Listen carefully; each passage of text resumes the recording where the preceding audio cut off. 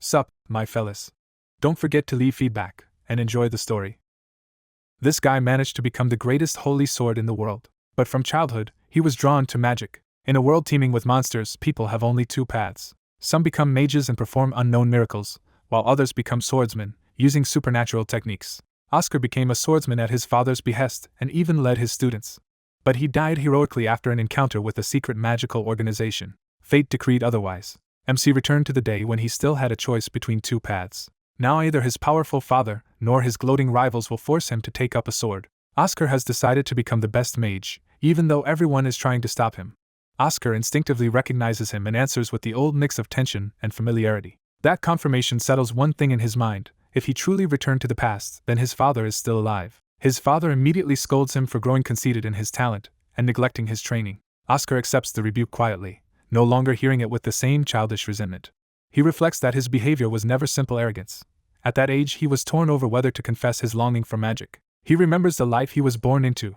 His father was a renowned sword master who trained many disciples beneath him. As that master's son, Oscar was naturally raised to inherit the sword. Even though his father pushed him to improve, Oscar's heart had always been captivated by something else. What he truly wanted was the beauty and wonder of magic, and that childhood longing still defines him now. A harsh father drills into his son that magic is for the weak. Instead, he tells the boy that being his son is reason enough to devote himself to the sword. The boy grows up clinging to swordsmanship only to avoid being cast aside, even while secretly yearning for magic. That path repeatedly leads him to brutal, bloody deaths. In a new life, he approaches training with a calmer resolve. He decides he is done dying for a life he never wanted. This time, he vows to pursue the path he truly desires. When a guild superior questions why he has neglected training, he no longer hides his disinterest. He answers that he has already spent more than one lifetime with the sword. The superior is caught off guard by the strange conviction in that reply. To test him, the man unleashes a ring of summoned swords and pressure around himself. The display overwhelms the onlookers, but the young man remains composed. Others are driven back by the force of it, confirming how oppressive the technique is. Yet he calmly steps through the pressure and closes the distance. That impossible composure leaves the others stunned. He stands before the superior without fear, as if the threat means nothing to him. The superior falls silent, reassessing him. He drops the test and concludes the boy had not been slacking off at all. Instead of punishing him, he places a hand on his shoulder in approval. Impressed by that dedication, he says the boy may one day be worthy of inheriting the guild. The other trainees react with jealousy and unease at that sudden praise. The superior leaves satisfied, while the young man is left alone with the weight of being seen through his father's image again. He bitterly recognizes that even now, his thoughts still circle back to his father. Before he can dwell on it, one of the other boys roughly grabs him. The trainee admits he used to wait eagerly for academy breaks just to get another chance at him. Now that he is back, the boy eagerly proposes resuming their sword lessons. The young man remembers these boys well and realizes they are the same ones who used to target him. In the past, they arranged sparring matches that were really excuses to corner and bully him. Once they awakened sword aura at the academy, the imbalance only grew worse. They used those matches to vent their frustration on him whenever they failed to master the sword. One of them steps forward again, expecting another easy victory. He taunts him to take a stance, confident that sword aura will decide everything. But the young man knows from experience that aura alone cannot bridge the gap created by poor technique. Rather than indulge the ritual, he turns away toward the water, leaving his opponent confused. He quietly thanks the sword for carrying him this far, as if saying farewell to his old life. His opponent is jolted by the sudden, ominous shift. Then he releases the wooden sword into the water and lets it sink. The weapon disappears beneath the surface, sealing his decision. The others mock him as a coward for throwing away his sword and trying to walk off. One of them charges in, condemning him for disgracing swordsmanship by turning his back on the fight. He stops without flinching, no longer willing to live by their rules. He declares that he will never swing a sword again because he intends to become a mage. For the first time, he looks back with confidence instead of submission. His attacker dismisses the dream as impossible and rushes him with aura-enhanced force. The young man instantly reads the attack and recognizes the technique. He identifies it as a basic physical enhancement method that simply channels sword aura through the body. Using that knowledge, he sidesteps and disrupts the strike with effortless precision. Calmly, he tells the boy that this approach will never be enough. He explains that a swordsman must treat the sword as part of the body, not merely as a tool. Humiliated by being lectured and outclassed by the very person he used to torment, the boy lashes out in fury and refuses to accept it. He realizes he lost focus during sparring and let his weapon slip. His opponent immediately presses the advantage, furious that none of his attacks have landed. Instead of retreating, he commits to a sudden counter at close range. He vaults over the incoming attack and turns the exchange on his opponent. The wooden swords are knocked free, leaving the fight decided without blades.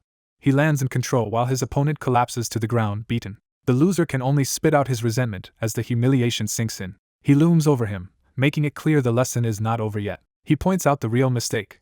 Throwing away a weapon against an unarmed enemy is foolish. That rebuke hits hard, and the other boy is left shaken as he addresses him as brother. He walks away from the sparring ground while others continue training in the background. He leaves a practice sword planted behind as a warning that this display should stop others from picking fights with him. Privately, he recalls that in his previous life his father forced his sword aura to awaken. Determined not to repeat that path, he decides he will secure mana first. With that goal in mind, he heads alone into the forest to train. He steadies his breathing and prepares himself to concentrate. He chooses a hidden spot behind a large rock where no one will see him. As he settles in, he remembers asking a mage how magic actually works. He had explained that swordsmen strengthen their bodies and weapons with spirit, which made him curious about the mage's method. The mage understood the question and prepared to answer. She used a simple everyday example to make the explanation practical. She began with an ordinary watering can. For mages, she explained, magic starts with something as simple as that tool. He had been baffled that magic could be compared to a watering can. She clarified that mana is invisible but fills the world, and magic is done by guiding that flow through a circuit and into a formula.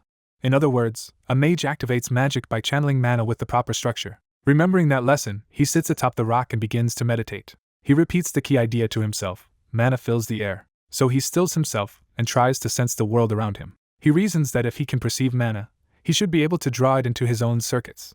He reminds himself that a swordsman survives by sharpening every sense, not just sight. Even if he is no longer a swordsman, he trusts those battle-honed senses are still his greatest asset. That realization gives him a new approach. He decides that if sight fails, he should still be able to feel mana through his other senses. As his awareness deepens, the world begins to resolve into currents of life and motion.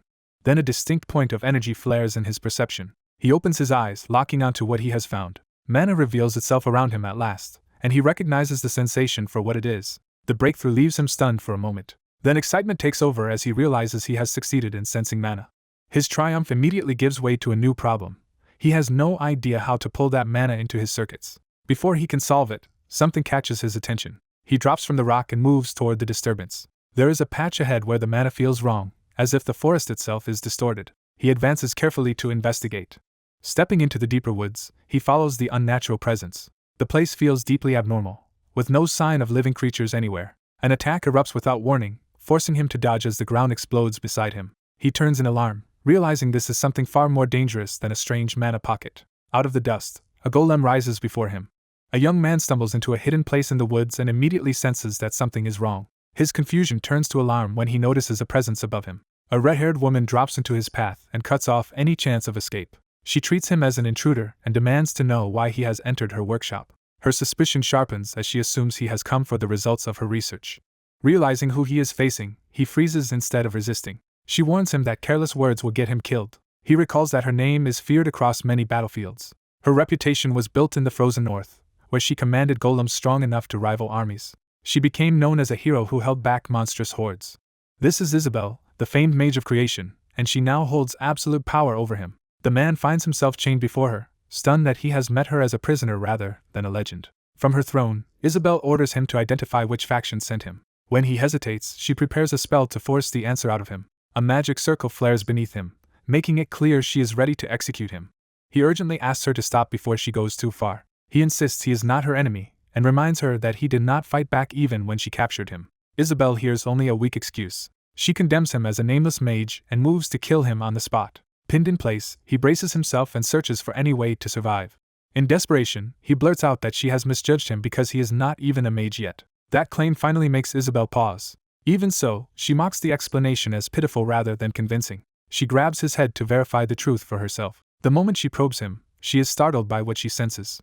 She discovers that mana is flowing through him despite his lack of proper magical development. The confrontation abruptly shifts, and he is now sitting with her in a drawing room as she acknowledges his situation. Isabel makes clear that understanding him does not mean she regrets threatening him. She explains that she is only a professor at the academy now, yet people already treat her like an enemy. Hearing that she works at the Magic Academy, he sees an opening. As she confirms her role in her work with golems, he realizes she may be the one person who can teach him what he needs. Isabel quietly waits for him to say what he really wants. He gathers himself and addresses her by name instead of title. Then he asks her directly to teach him how to draw mana into his body. She refuses at once, dismissing him as weak and incompetent. Her answer is final: finish the tea and leave. But he cannot accept walking away after coming this far. He steels himself and decides to keep pressing despite her rejection. While she asks a serving golem for more tea, the conversation appears to stall. He studies the servant and notices it is not functioning normally. A sudden flash of insight lets him perceive the golem's internal mana flow. He sees that a circuit near its shoulder is disrupted and building dangerous strain. He warns Isabel that the golem is acting strangely. She dismisses the warning as a ploy for attention. A moment later, the malfunction erupts and the golem splashes scalding tea into Isabel's face. He shouts her name as the accident proves him right. He rushes to help while the golem continues to twitch erratically beside her. The machine's unstable circuits keep crackling, confirming the fault is still active. Shaken, Isabel realizes he identified the exact problem. The circuit near the right shoulder is clogged. Before the moment passes, she grabs his arm, no longer able to dismiss what he can do. The red-haired mage is stunned that he recognized the golem was malfunctioning and demands to know how he knew. He explains that the flow of mana looked wrong, which makes her realize he may actually perceive the mana in the air. That possibility reminds her of another mage who could render mana invisible, hinting that his gift may be something rare. When pressed, he quietly confirms that he really can perceive it. She immediately understands why her barrier failed, since her technique depends on manipulating the invisible mana around her. As she thinks it over, she wonders whether his unusual awareness comes from his experience as a swordsman. She also considers whether this is the mysterious talent someone else once mentioned. He is left reflecting on that word himself, unsure what kind of ability he has. After deciding he is worth investing in, she abruptly announces that she has made up her mind. She offers to teach him how to use mana. He hesitates, but she cuts off any concern that she is helping out of pity for someone weak or incompetent. Instead, she admits that his potential has genuinely caught her interest and invites him to take her hand. Encouraged by her confidence, he accepts the offer. Their handshake seals a new teacher-student partnership. She begins the lesson with a simple diagram contrasting a person with the mana that exists outside the body. Correcting his assumption, she explains that as long as someone is alive, mana already exists within them. He immediately asks the practical question of how to make that inner mana move through his circuits. She explains that mana only enters the circuits when guided by a magic formula, just as water needs a container to be poured. Not understanding the term, he asks what a magic formula is. She shows him a spell paper inscribed with one and notes that it is the same kind of item he handled at the academy. When he asks what kind of magic it represents, she tells him that discovering that is the first step to succeeding. Her instruction is simple: focus on the power inside his body and imagine pouring it into the formula. He agrees without hesitation and throws himself into the attempt. She expects the process to take at least a month even for the fastest students, but decides to watch what happens. Even so, she is now convinced that his talent is real. As he kneels over the spell paper, she privately revises her estimate downward to perhaps half a month. He starts by searching inward for the power circulating through his body. Drawing on the same concentration he uses to forge sword aura, he redirects that focus inward. He shuts out everything else and commits fully to the sensation. Inside that concentration, he seems to descend into an inner space where he can confront his own power directly. There, the presence of mana begins to reveal itself to him in flashes of light. That realization connects back to the spell paper beneath his hand as the formula starts to respond. He understands at once that the mana was already there all along. With that insight, he successfully senses and reaches the mana around him. The narration compares learning mana to learning to walk. No one can do it perfectly from the start. People stumble, learn how to control themselves, and only then manage to stand, framing his breakthrough as the first true step.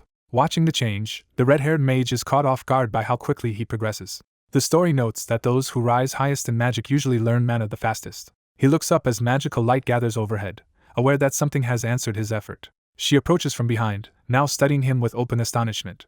Unable to believe it, she realizes he has learned to use mana after only one attempt. Her mind returns to his earlier explanation about noticing distorted mana flow in the broken golem. She again considers whether his ability to see ambient mana explains his speed, but she rejects that as a complete answer, knowing perception alone should not account for this result. Whatever the cause, she becomes certain of one thing.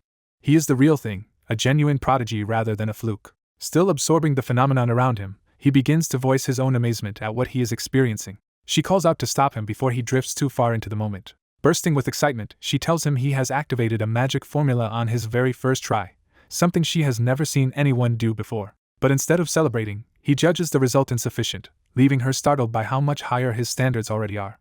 A young mage rejects the spell because, to him, magic should feel beautiful rather than distorted and wrong. That conviction comes from a childhood memory of seeing magic used as something wondrous and inspiring. Remembering that moment renews his excitement, and reminds him why he chose this path. Back in the present, he explains that the current spell lacks that sense of elegance, and suspects something is fundamentally flawed. He pinpoints the problem in the magic formula itself, drawing his companion Isabel into the investigation. Studying the formula, he notices the mana flow is unnatural in the same way the golem's was. When he asks Isabel for her opinion, she is caught off guard by how seriously he has pursued the issue. He finally states the real reason he wants to become a mage, not for status, but to understand and fix magic. What he truly seeks is perfect, beautiful magic. Isabel, surprised but practical, suggests that if the formula is wrong, it should simply be rewritten. Her casual answer hits him like a revelation. He realizes for the first time that magic formulas are things people can actually write and alter. Elsewhere, a stern master walks through the academy grounds. He senses something unusual before he even reaches the students. In the courtyard, several trainees recover from a beating and worry about what to do next. The master arrives and immediately demands an explanation. The boys try to downplay the incident, hoping to avoid trouble. He refuses to accept evasions and presses them to tell him what really happened. Under that pressure, they falter and prepare to confess. One of them steps forward to explain the truth directly. The master listens without much sympathy. He finds it hard to believe that Oscar, in his current state, could have defeated them so thoroughly. Even so, he decides the matter is settled for now and orders that the injured boys be cared for so they can resume training tomorrow. The students obediently accept his decision, relieved that the punishment goes no further. As he leaves, the master concludes that the time has finally come. He decides Oscar is ready to be granted sword aura. Meanwhile, Oscar and Isabel continue their work in a library filled with books and magical research. Time passes quietly as their study deepens. Oscar admits he never realized magic formulas were so deep and complex. Encouraged by his instincts, Isabel offers to lend him her books so he can keep learning. She generously tells him that all her knowledge is there for him to use. A moment later, she senses she may have spoken too freely. Oscar takes her at her word and enthusiastically starts borrowing a towering stack of books. Isabel protests, but he innocently insists he is only following her offer. She suddenly realizes he is being completely sincere. Then her tone turns serious as she warns him there is something he must know first. She explains that because mana is already swelling in his circuits, becoming a mage while also taking on sword aura is dangerous. Her warning is direct: he must be extremely careful with sword aura. At the same time, the master remains confident in the path he has chosen for Oscar. Isabel finishes the warning with the worst possible outcome: if Oscar mishandles it, he will die. The story shifts to Eisen Village, where Oscar returns home on horseback. He arrives carrying the weight of unfinished family matters. At his father's sickbed, he greets him after a long separation. His father recognizes him at once and calls him close. Oscar kneels beside the bed to hear what his father wants to say. His father confirms what he already suspected: Oscar truly has talent. But that praise is tied to a bitter memory of forcing Oscar to abandon magic after his mother died. The memory turns painful as that old pressure resurfaces. Oscar is shown overwhelmed under the authority that once crushed his path. The sequence ends with a sealed letter, suggesting the next stage of his fate has already been set in motion. Oscar arrives at the estate gates carrying an invitation, having resolved to seek his father's approval for entry into the Magic Academy. He steels himself with the memory that this time he intends to force his father to acknowledge his wish to study magic. Inside the courtyard, his father stands alone by the fire as Oscar approaches the confrontation he came for. When his father coolly asks what he wants, Oscar closes the distance without backing down. He states his purpose plainly: he needs his father's signature on the academy invitation.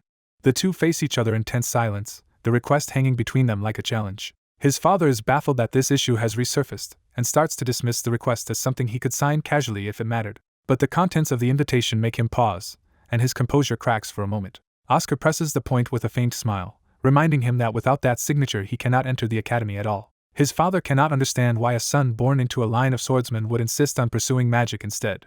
Oscar brings up the old promise he made as a child that he wanted to use magic, asking whether his father remembers. His father barely recognizes the memory and treats it as too trivial to matter. He dismisses Oscar's dream outright as nothing more than a childish whim. That contempt lands hard, and Oscar is shaken by hearing his deepest wish reduced so easily. His father drives the point home physically, asserting his authority as if to force Oscar back into the role assigned to him.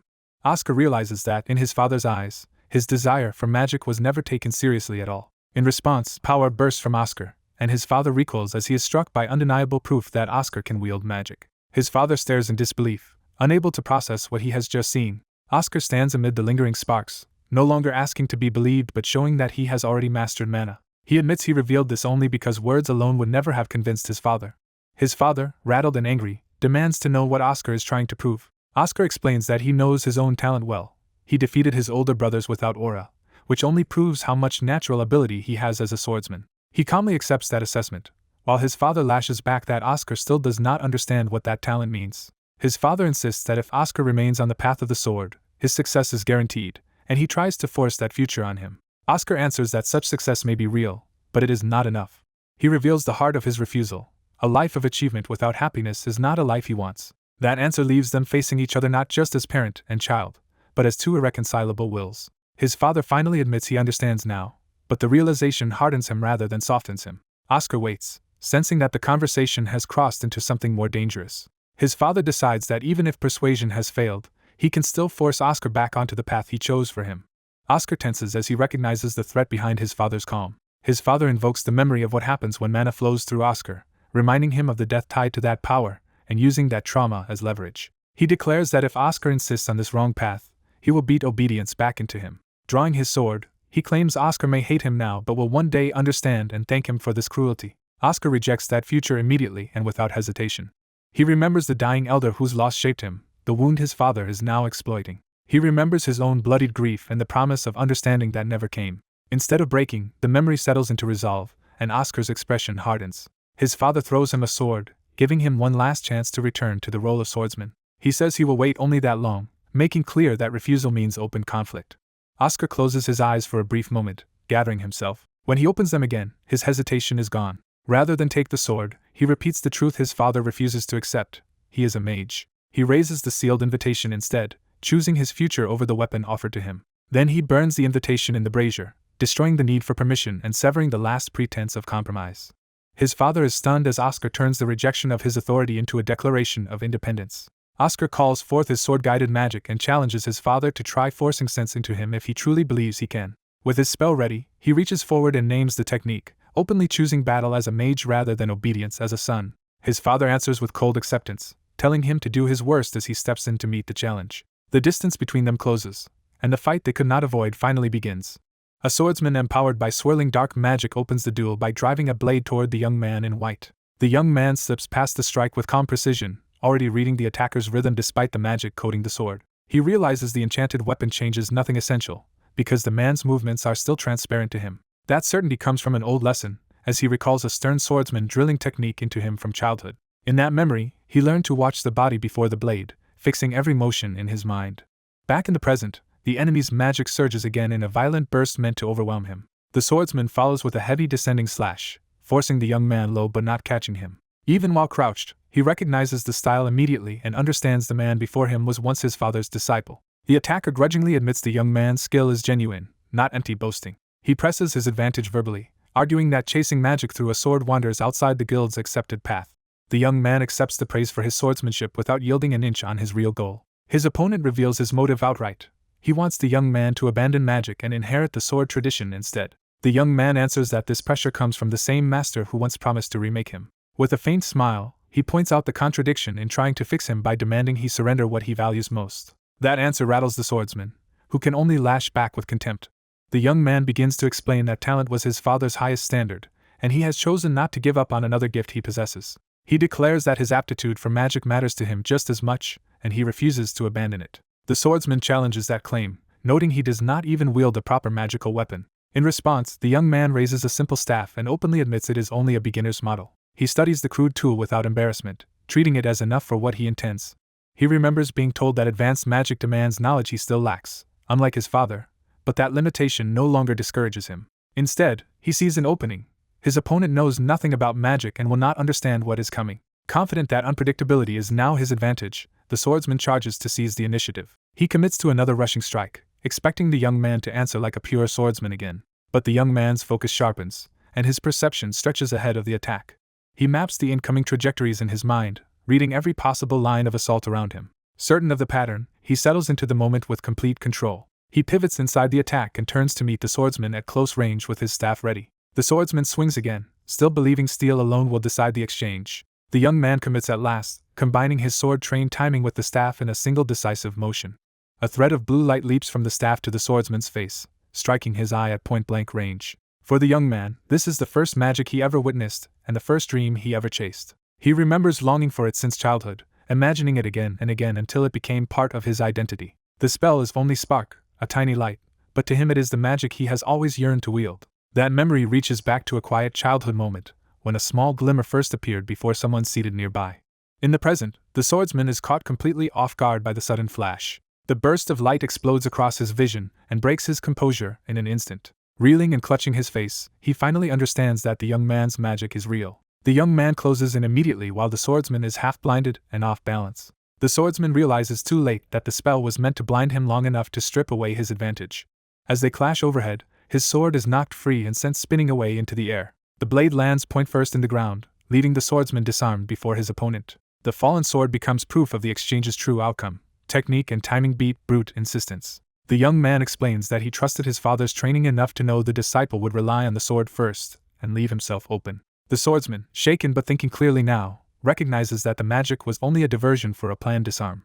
The young man confirms it, saying that hiding his real objective behind layered distractions was another lesson he learned from his father. Touching his injured eye, the swordsman is forced to reassess the young man more seriously. He concedes the young man's excellence with the sword, but shifts the argument to whether his magic can ever be trusted or validated. He challenges him directly by asking who could possibly stand behind his talent for magic. The young man answers that he is not seeking anyone's guarantee, only making clear the path he has chosen for himself.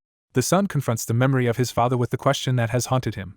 Did his father abandon his own gift and become a swordsman because someone else guaranteed the family's future? That accusation forces him into a painful recollection, and his father's weary expression suggests an old regret he has never fully escaped. The memory reaches back to before his birth, when his parents wondered whether he would one day choose the sword or magic. His father confidently claimed the boy would inherit talent for the sword simply because he was his son. His mother cut through that certainty, teasing that his father's devotion to the sword had begun as vanity rather than destiny. More importantly, she insisted their child's future should not be decided for him, because his path was something he had to choose himself. Back in the present, the father admits he truly believed his son would rise all the way to becoming a sword saint. The son is caught off guard by the confession, hearing in it both expectation and disappointment. As the father turns away, the son calls after him, still trying to understand what this meeting really means. Instead of answering directly, the father picks up the admission letter the son had dropped, treating it as the real subject between them. The son freezes, realizing his father has seen the proof of the choice he made. With a faintly mocking calm, the father notes that the son cannot sign anything with a broken pen, revealing he has already grasped the situation. The story shifts to the academy the son is about to enter, a place of prestige and scale. Inside, the staff review incoming students and judge this year's freshmen to be unusually promising. They single out several elite heirs, including the daughter of the Norton family and the son of the Grosses family, as notable entrants. Even the imperial princess is enrolling, raising expectations for the class even further. Her reputation is especially daunting because she has already mastered not only basic magic but hereditary magic as well. Among those reviewing the files, one hooded figure quietly focuses on a particular document. A red-haired woman notices the figure's interest and asks what has drawn such attention. The figure answers that all these nobles seem worthy of saint-level potential, while a glowing pendant hints that this judgment carries unusual weight. Meanwhile, the son calmly studies and fills out his paperwork, committing himself to the path he chose. Outside the guild dorms, his father waits alone, as if he has one last duty to fulfill before letting his son go. When he finally notices the boy approaching, his stern composure softens. He reflects that 6 months have already passed, and the separation has gone by faster than expected. The son arrives looking more settled in his new direction, and the passage of time has clearly strengthened his resolve. His father reminds him that while he has trained with the sword his whole life, many others have spent that same time refining magic instead. Though not usually one for speeches, the father warns him that since this is the path he chose, he must never give up on it. The son answers with quiet confidence, telling him there is no need to worry. He reassures his father that he has no intention of becoming more indecisive than the man who once stood before the same choice. That pointed reply lands, and the father accepts it with a rueful smile. With nothing more to add, the father takes his leave, finally stepping back from directing his son's future. The son looks again at his admission letter, and feels the weight of the moment settle into certainty. As he heads toward the entrance, he realizes this is truly the beginning of his new life. He embraces the decision fully and sets his heart on the Magic Academy. The academy doors open before him like a threshold into an entirely different world. Beyond them, the school reveals itself as a grand and dazzling center of magic. Students openly celebrate with spells and fireworks, making the campus feel lively and unrestrained. Even whimsical magical constructs join the festivities, showing that this place treats magic as part of everyday life. Others move through the grounds in equally unconventional ways, reinforcing how different this academy is from the rigid world he came from. Taking it all in, he immediately senses that the atmosphere here is far freer and more expressive than the Swordsmanship Academy. A tiny marching golem band catches his attention and briefly pulls him into curious observation. He quickly analyzes it as a golem-like mechanism built on a different magical principle, revealing how naturally his mind turns to understanding magic. Before he can linger, a familiar voice warns that if he keeps loitering, he will be late for registration. He turns to find Miss Isabel, whose appearance immediately grounds him in something familiar. As they walk together, he hopes she has not gone easy on him during his absence, and she promises he can make up for the lost 6 months by showing her how much he has improved. She makes clear that what she expects from him is not excuses but progress, and she wants him to keep surprising her. Looking around the spacious grounds, he notices the lack of crowds and asks where the rest of the new students are. Isabel points him toward another area and explains that the class selection exams are being held there. She tells him the academy first divides new students into 2 normal classes according to mana capacity. Then she reveals the real challenge. Above those is a special class reserved for the exceptionally gifted, known simply as Class 1. The exam is introduced as a test meant to identify people with true magical talent. A red-haired woman warns the black-haired applicant that taking the Class 1 exam may be a mistake. She explains that everyone entering Class 1 is effectively a monster by ordinary standards. In her view, they are prodigies raised in magic from childhood, far beyond normal students. Instead of being discouraged, he takes that as proof Class 1 is where he can learn the highest level of magic. Realizing she cannot talk him out of it, she gives up arguing. She tells him to see the difference for himself and leads him to the exam grounds. At the arena, he finds a public test already underway before a crowd of students. The current examinee uses water magic to intercept a barrage aimed at a target. His spell bursts outward in splashes, showing enough control to complete the task. The crowd celebrates the successful attempt, while the newcomer watches closely. He quickly understands that the exam is simply to strike the designated target, but something about the atmosphere still unsettles him. The surrounding students feel less like classmates, and more like predators sizing up prey. He realizes he is being watched from all sides. Before he can settle in, a white-haired student calls him out. The newcomer is identified as Zazan of House Gyrosis, who immediately treats him as someone beneath this place. Zazan bluntly tells him to leave before he embarrasses himself. The applicant answers that he came because he heard the exam was open to any new student. Zazan dismisses the reply as insolence, while nearby students enjoy the confrontation. The applicant recalls the earlier warning and begins to understand that this class excludes anyone without noble standing.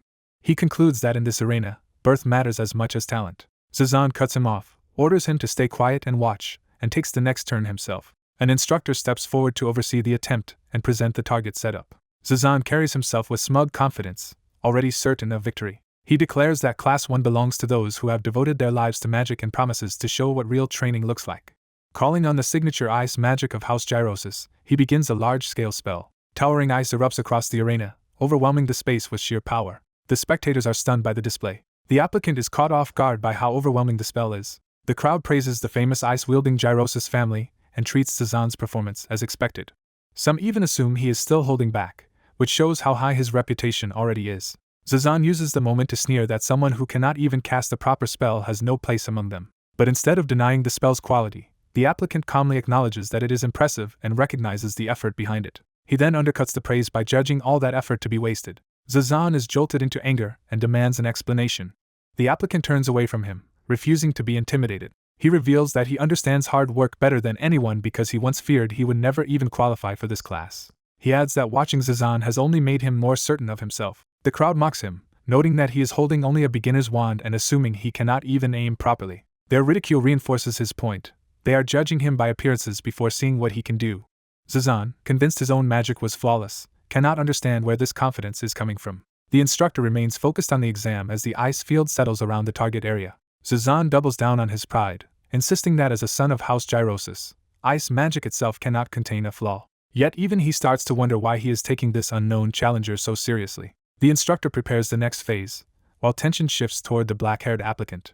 She remarks that this year's Class 1 candidates are unusually strong. Zazan's standing is reaffirmed as one of the top freshmen, making the applicant's defiance seem even more reckless. Even the instructor begins to suspect the quiet newcomer may have been doing something unnoticed all along. The applicant finally raises his wand and reveals that he has been preparing his move in silence the entire time. As impatient students heckle him to quit if he cannot even aim, the story turns toward his long-awaited answer.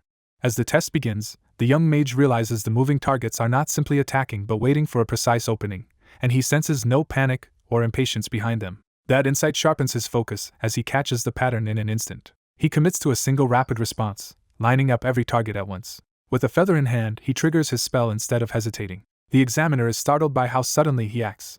He casts Fire Bullet Pillar, forming a controlled magic circle and releasing the attack with confidence. The spell streaks through the field in one blazing line, striking all 5 targets in a single pass. The targets drop almost immediately, their movement cut off before anyone can follow what happened. The examiner can only stare as the smoking remains prove he hit them all. Even so, the result looks underwhelming to onlookers because the spell appears basic and leaves barely any visible damage.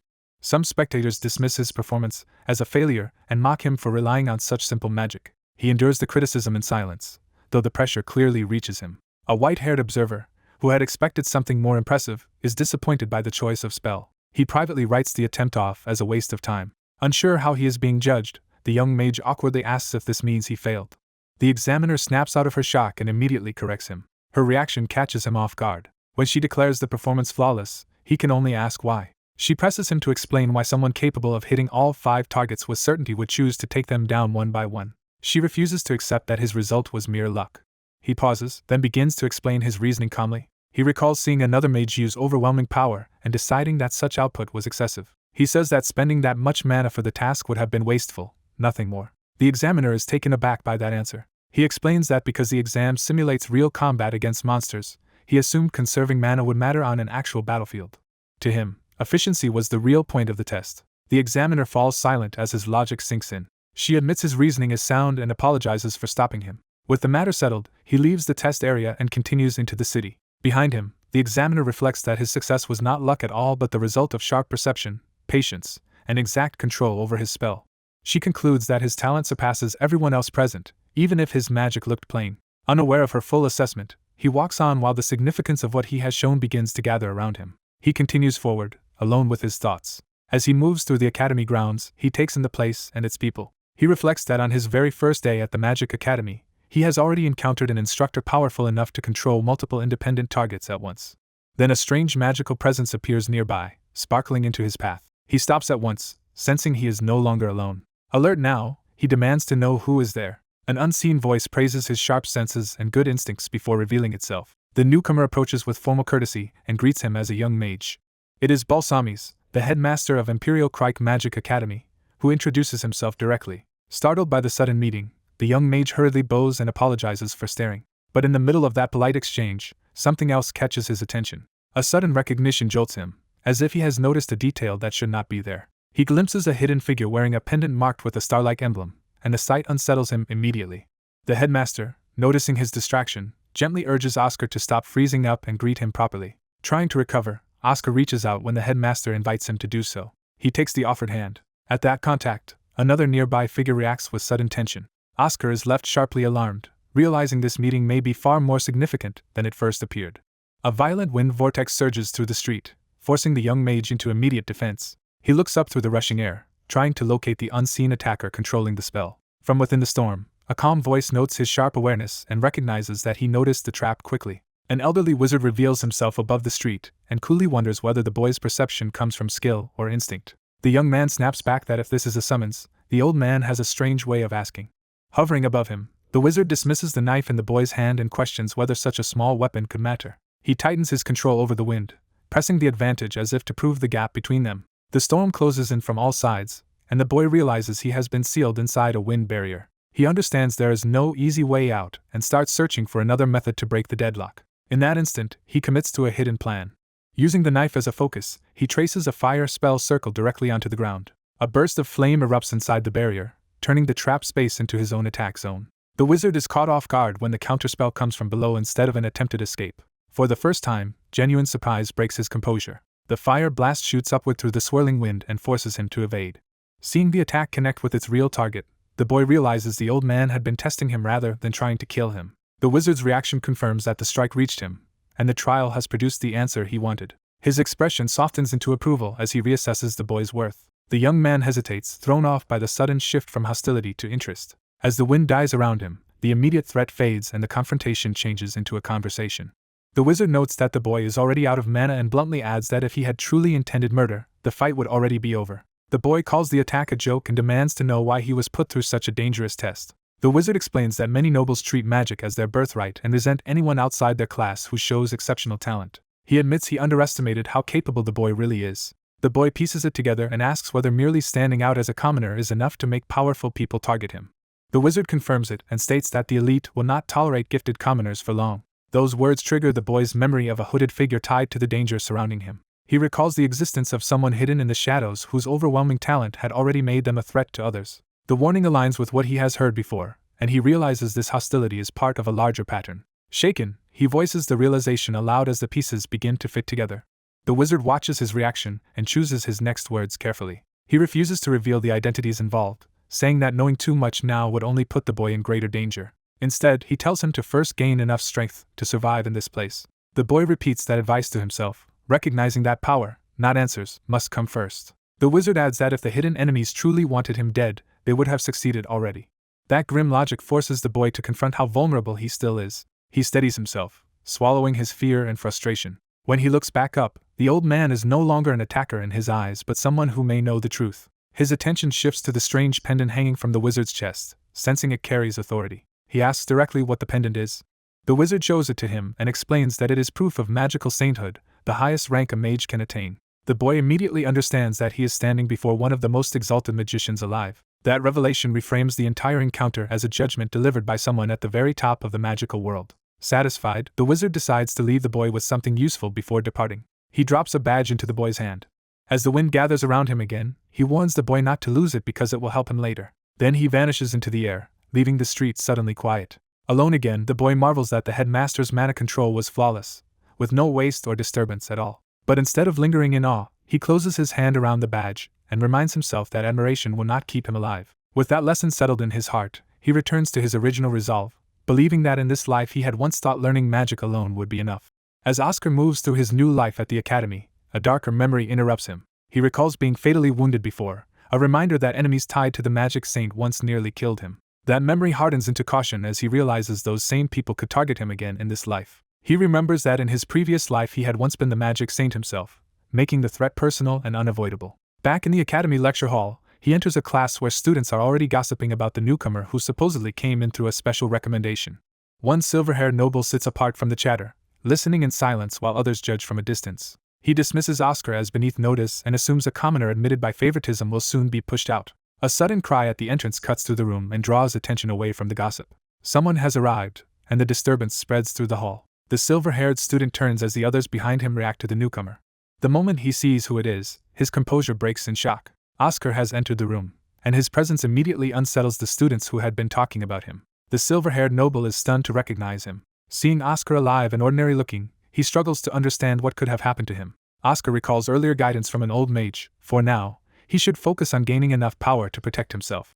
Following that advice, he has been training alone, circulating mana through his body in meditation. He learned that steady breathing and repeated manual release make handling mana easier. With practice, the amount his mana circuits can endure and absorb will continue to grow. At dawn, Oscar reflects on his progress and measures how far he has come. He turns toward the morning light, already thinking ahead instead of dwelling on the past. He concludes that his body now releases mana more smoothly than before, but he still needs real combat experience to grow further. That realization jolts him upright with sudden urgency. He immediately heads out, determined to act on that need instead of waiting. For the first time, Oscar admits plainly that he truly wants to become stronger. Now in class, he faces the room while the students continue staring at him from above. The silver-haired noble can only stare, unable to reconcile the Oscar before him with what he expected. Oscar notices the reaction and silently wonders what exactly happened to change that boy's view of him. Around them, the rest of the class watches with curiosity, sensing some unexplained tension. Oscar realizes the silver-haired student is here as well and begins taking stock of the people around him. His attention shifts to a bespectacled girl seated higher up in the hall. A floral bookmark slips from her desk without her noticing. Oscar quietly picks it up before it can be lost. He approaches and returns it, asking if it belongs to her. She reaches out to accept the bookmark, surprised by the unexpected kindness. Relieved and delighted, she thanks him warmly. Oscar notices the flower design and lightly guesses that she must like flowers. The comment briefly catches her off guard because it brushes against her more refined, feminine tastes. Flustered, she does not know how to respond at first. She explains she simply thought the flower was beautiful, then introduces herself as Lily Lowell and welcomes him to sit beside her, while Oscar introduces himself in return. As Oscar settles in, he senses that everyone important has now gathered. Before the class can settle, a powerful, unfamiliar voice echoes through the hall and startles the students. They search for the source as the disturbance sweeps toward the front of the room. Loose pages rise and whirl through the air under a forceful magical entrance. The class watches in astonishment as the storm of papers parts around the newcomer. A pair of white boots steps through the floating pages, announcing complete control of the room. The woman introduces herself as Ruth and makes clear that she will be in charge of the first-class group. She tells the students that passing the selection exam means they have already proven their talent, and Oscar recognizes her as the examiner from before. Ruth immediately raises the stakes by announcing that starting next week, their lessons will involve fighting monsters. She names this practical course field training, and Oscar instantly understands it is exactly the combat experience he needs. Trying to contain his excitement, Oscar realizes he is about to get real battle experience far sooner than he expected. The instructor announces that the upcoming training will use 5-person parties, arranged to keep the groups unevenly matched. The class first assumes the imbalance will be based on raw magical strength, and immediately questions that standard. She clarifies that the ranking will instead be based on circuit performance, meaning each student's total mana capacity. When someone asks how that can be measured, the room waits for an explanation. The teacher's confident smile makes it clear the test is already underway. She reveals she has already measured everyone at once with magic, catching the class off guard. The students react as glowing signs suddenly appear above them, turning the invisible evaluation into something public. Even the quieter students are startled to find their ability displayed for everyone to see. The instructor explains that the brightness of the light above each head represents that student's mana capacity. Some students immediately stand out with strong, brilliant halos that mark them as exceptional.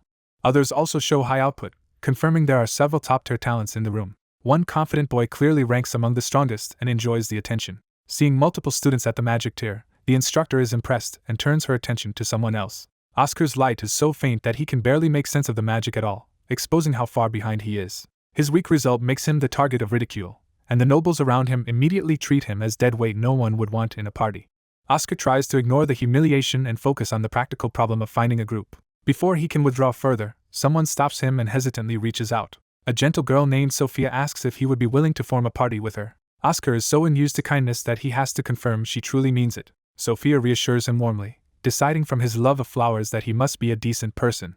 She adds that they still need one more person and proposes asking Levin to join them. Oscar is caught off guard by the name, unsure why someone like Levin would be involved with them. Their intended recruit reacts with open disbelief that they would even consider adding Oscar.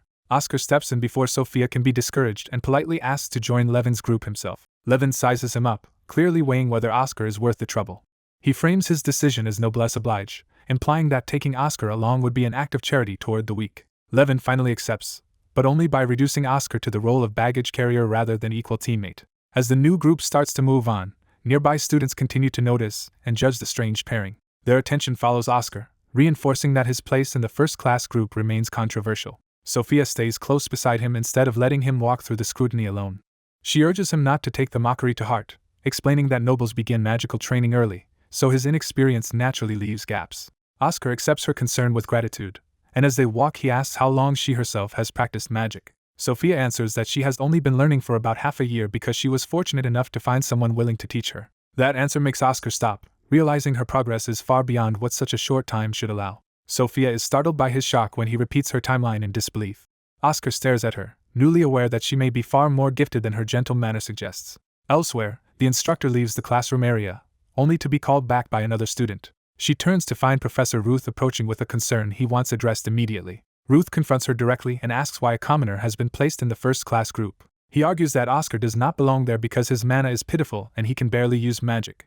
To Ruth, Oscar's weakness proves he is fundamentally unsuited for the elite class. He insists that someone so inexperienced will inevitably fail and fall behind. The instructor calmly confirms that the commoner he means is Oscar, refusing to be rattled by the accusation. She then challenges the certainty of Ruth's judgment. When she reveals that Oscar only began learning magic 6 months ago, Ruth is visibly shaken by what that implies. She tells him Oscar will continue to grow, and that in a few months Ruth may regret dismissing him so quickly. She adds that Oscar's current weakness is not a reason to exclude him. On the contrary, she says it is exactly why he needs what comes next. With quiet confidence, she names the purpose of the exercise: field training. The room is prepared for the next stage, signaling that the real test will now move from measurement to practice.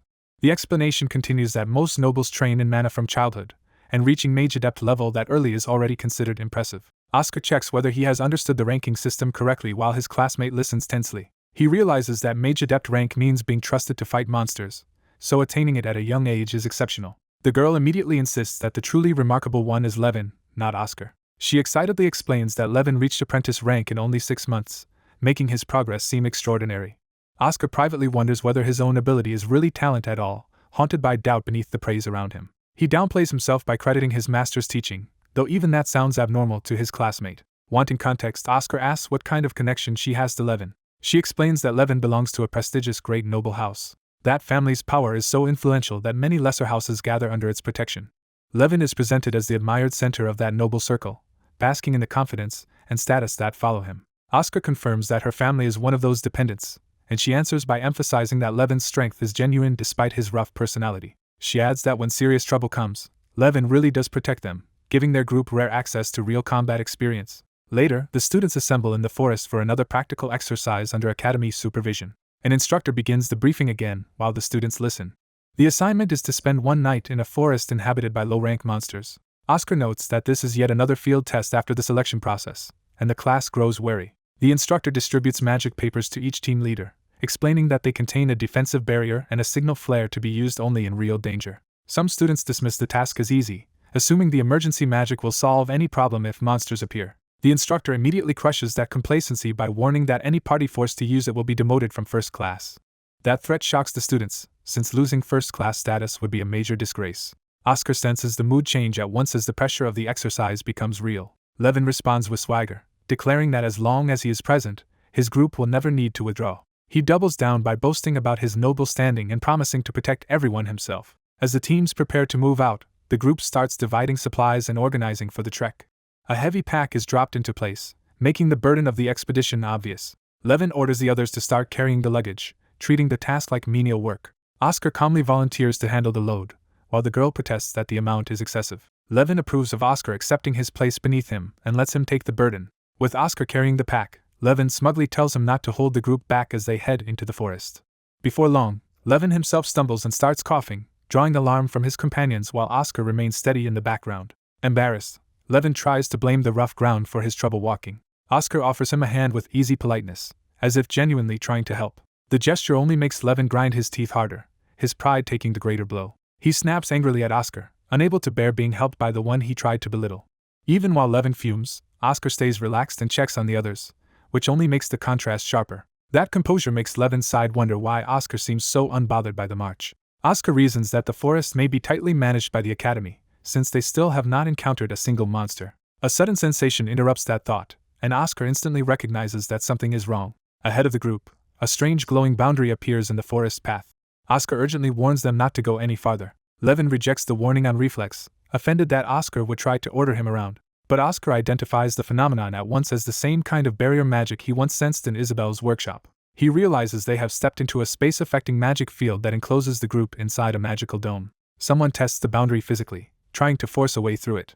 The girl recoils in panic as the barrier reacts around them like solid, fractured glass. Levin is shaken too, finally understanding that they are trapped inside something far beyond the simple exercise they expected. Oscar's expression hardens as he assesses the situation with sudden seriousness. He grips his staff, preparing to act instead of waiting for the others to panic. Taking control of the group, Oscar orders everyone to ready their staffs for whatever is coming next. A group of Academy students suddenly finds itself in a strange, glowing forest that feels wrong from the start. One girl realizes this is not the forest they were supposed to be walking through, and unease spreads through the group. As they search their surroundings, they notice markers in the woods that suggest they have been taken somewhere deliberate. A carved sign confirms the place as the 5th training ground, far beyond where they should be. The discovery shocks them, because this upperclassmen practice area is far too dangerous for their level. While the others panic over why they were sent here, Oscar starts piecing together that this was no accident. A sudden realization hits him as he connects their displacement to hostile intent. Oscar understands they were likely caught in a trap rather than merely getting lost. He concludes that someone sabotaged them with a teleportation magic circle and deliberately sent them here. One student urges using emergency magic paper to call for help, but Levin immediately shuts that idea down. Instead of signaling for rescue, Levin grabs the emergency paper himself. He tears it apart, cutting off their easiest way to escape or summon aid. Oscar is stunned as Levin calmly destroys their lifeline without hesitation. Levin dismisses the danger, insisting the teleportation mishap was only a minor Academy error and that the others are overreacting. He reframes the crisis as an opportunity, making clear he intends to exploit it rather than survive it cautiously. Levin openly admits he wants to use this ordeal to impress the Academy and raise his standing. He takes command of the group and moves ahead, while Oscar recognizes this arrogance as exactly what he would expect from someone of Levin's house. Frightened, the girl begs Oscar not to leave her side, trusting him more than Levin's leadership. Oscar reluctantly falls in with the group, already exasperated by how reckless this has become. His attention snaps forward when he senses danger approaching through the dark. A pack of wolves emerges from the shadows, surrounding the students before they can retreat. The lead beast reveals itself as far more threatening than an ordinary animal, with multiple glowing eyes and a vicious hunger. Levin reacts with excitement instead of fear, pleased that the enemies arrived so quickly. He draws his weapon, eager to turn the attack into a display of his own ability. Oscar also arms himself, deciding that if he must fight, he can at least use the battle to test his own skills. Levin immediately rebukes him for stepping in, treating Oscar's readiness as an insult to his authority. He orders Oscar to stay back and boasts that he will demonstrate the proper way a noble fights. Oscar is left staring at that claim, already doubtful that Levin understands the fight he is picking. The wolves answer first, lunging before Levin can fully control the situation. Several beasts rush him at once, forcing him to confront the pack head-on. Levin responds by drawing on earth magic through his weapon. He channels the spell with theatrical confidence, raising his blade as if certain of victory. Calling on Gaia Kohiri, he drives his power into the ground. The earth erupts upward into a wall of jagged stone between the students and the wolves. The sudden barrier throws the charging beasts back and briefly halts the assault. Levin seizes the moment and orders the others to act while his opening holds. One classmate casts Anadrich, using wind magic to strike through the gaps. Another follows with Neradrik, adding a second spell to support the defense. Their combined attacks slam into the wolves while the stone barrier keeps the pack from overrunning them. Watching them, Oscar realizes they have instinctively split roles between offense and defense and are covering each other during casting. He recognizes that this coordinated teamwork is how mages truly fight, not the self-important style Levin keeps preaching. Even so, Levin sees the flaw first. There are simply too many wolves for their current formation to hold forever. The pressure intensifies as the beasts keep forcing their way around the stone cover. One caster loses his footing in the chaos, exposing himself and breaking the group's rhythm. At the same time, the frightened girl finds a wolf slipping behind the others and closing in on her from the rear. Levin notices the danger too late, and can only grit his teeth in frustration. The beast corners the girl, leaving her frozen with fear and no time to defend herself. It leaps straight at her, about to tear through the group's weakest point. Oscar finally intervenes, invoking Fire Bullet, Pilsfera, the moment the attack becomes unavoidable. His spell blasts the wolf away in midair, saving the girl and proving that decisive action matters more than Levin's pride.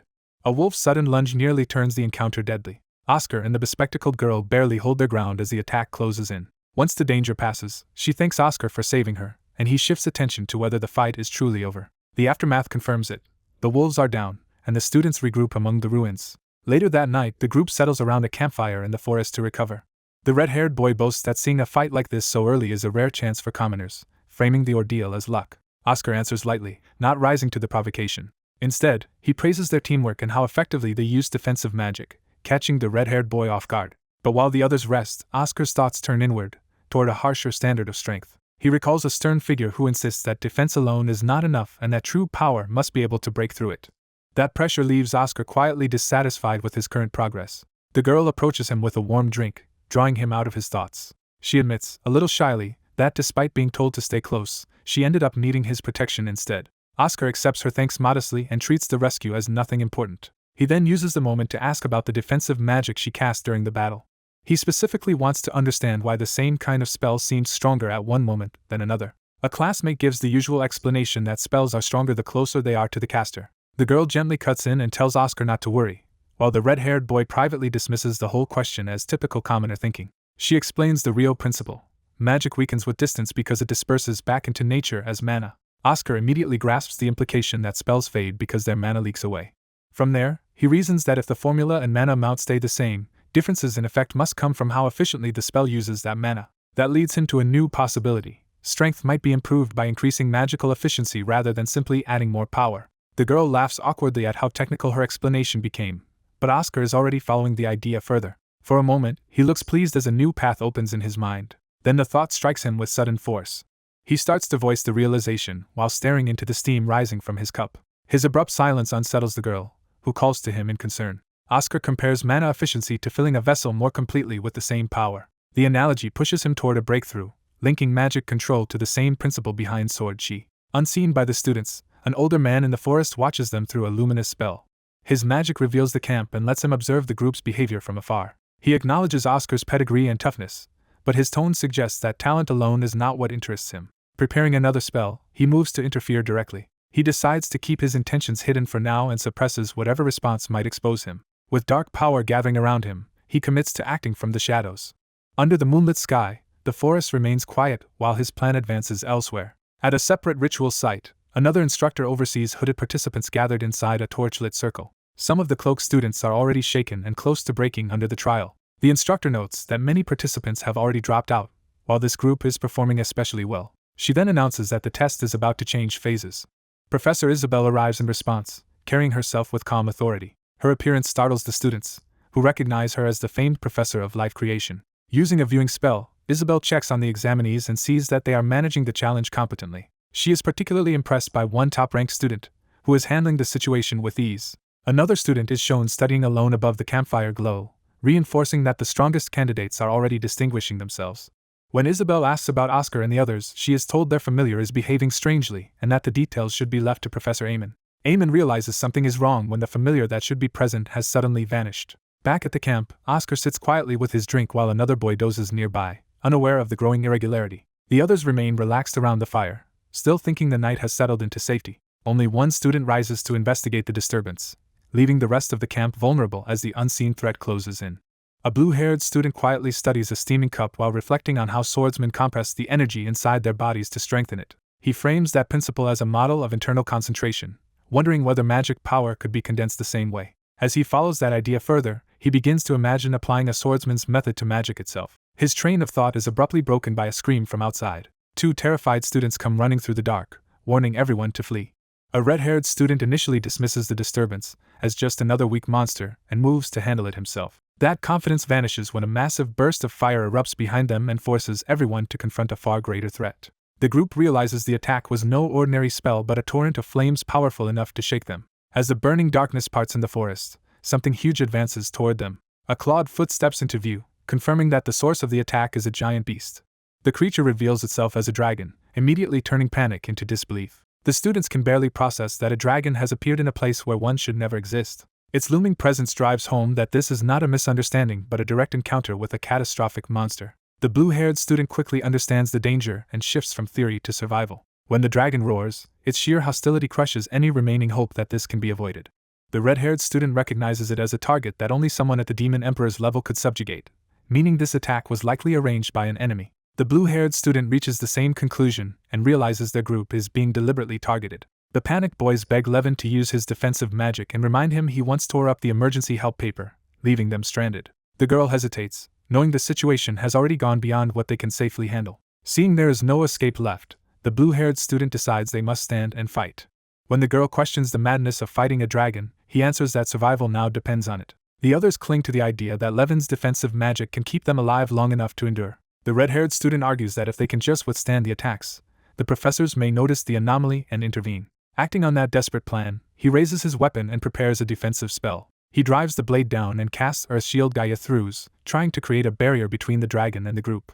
A wall of stone rises around him, forming a crude fortress meant to buy time. The others are stunned that Levin would choose to shield them instead of saving himself. He rejects their doubts and commits to surviving even if he has to do it alone behind that barrier. But the frightened students remember that he had promised to protect them, and that promise starts to steady them. Accepting Oscar's judgment that there is nowhere left to run now that the dragon has fixed on them, they stop thinking about escape. The girl hardens her resolve and decides they should fight together. She plants her staff into a magic circle and invokes Spear of Earth Geodric to strike back. For a moment the others hope her attack might have worked. The dragon tears through the assault with ease, proving their magic is nowhere near enough. That failure makes it clear they cannot stand against a dragon without high-level magic. Even so, the girl chooses to distract the dragon so Oscar can use the opening to call for help. Oscar is shaken by her willingness to risk herself, and the weight of the moment hits him. Then the blue-haired student steps forward with calm confidence, drawing her attention back to him. As the dragon advances again, the battlefield shifts from panic to a direct confrontation. Behind him, the others are still breaking down in fear, convinced they are about to die. The dragon gathers a blazing sphere in its jaws, preparing the kind of breath attack that can wipe them out instantly. The girl watches in shock as the blue-haired student moves ahead of everyone else instead of retreating. He places himself between the dragon and the others just as the attack is about to be unleashed. Recalling that a dragon's breath draws on the ambient magic in the atmosphere as its energy source, he identifies the mechanism behind its power. From that insight, he concludes the breath is not some untouchable miracle but a phenomenon governed by energy he might manipulate. He condenses magic within his own body, channels it into his sword, and challenges the dragon to test which of them is stronger. The narration underscores that dragons have long been feared as natural disasters rather than mere monsters. Even so, he meets the dragon head-on, refusing to yield before that overwhelming force. The explanation continues that dragons absorb the world's mana without limit, and their breath is the ultimate expression of that boundless intake. With his sword glowing from compressed power, he pushes his theory to its conclusion and prepares to answer Dragonfire with a condensed force of his own. A violent blast erupts as the Chimera's attack tears through the area. The students panic, realizing they are about to be overwhelmed. One of the boys braces himself, convinced they may not survive the next hit. Oscar steps forward instead of retreating, drawing everyone's attention as he prepares to act. He focuses and invokes Fireball, Pyrosphera, committing to a spell far beyond what the others expect from him. A massive column of fire and mana descends under his control. The spell slams into the Chimera with crushing force and blows apart the ground beneath it. The impact continues through the monster, carving straight through its body. When the flames clear, the Chimera is left staggering and mortally wounded before the stunned students. The girl with the staff can only stare, unable to process what she just witnessed. Oscar himself freezes for a moment, surprised that the spell truly answered him. From elsewhere, a silver-haired man watching through a magic circle refuses to believe a mere freshman could defeat his chimera. His disbelief quickly turns into suspicion as he wonders what kind of power Oscar used. Then he senses Oscar noticing the surveillance, and realizes the boy may have detected him. Rather than press the matter, the hidden observer withdraws for now and promises himself he will settle it later. As Oscar remains framed within the magic, the Watcher concludes that only nobles should be able to wield that level of power, and begins to suspect Oscar has noble blood. Left alone again, Oscar looks at his own hand, trying to understand what he just accomplished. Relief breaks through his tension as he realizes he succeeded. He confirms to himself that the theory actually worked in practice. Oscar understands that by applying scientific principles to mana, he achieved something ordinary people should not have been able to do. Nearby, the chimera's ruined body makes clear that the attack was decisive. The other boys hesitate between disbelief and the assumption that no one could survive such a spell. A heavy collapse from the shattered area interrupts them and keeps everyone on edge. The red-haired student admits the result is unbelievable. He clarifies that he was not the one who saved them at all, because a commoner unexpectedly protected him. The girl turns to Oscar and demands to know what just happened. Before he can explain, his legs give way under the strain. She cries out as Oscar starts to collapse. Oscar reassures her that he is alive, but the spell has left him badly drained. He realizes the backlash is proportional to how much he forced his body to endure. The cost hits him all at once, leaving him feeling as if his whole body is burning and tearing apart from within. As the group gathers around him, a new disturbance in the forest warns that the danger is not over. The girl panics that another threat may be approaching, while Oscar forces himself alert again. A teleportation arrival confirms that someone has just entered the scene.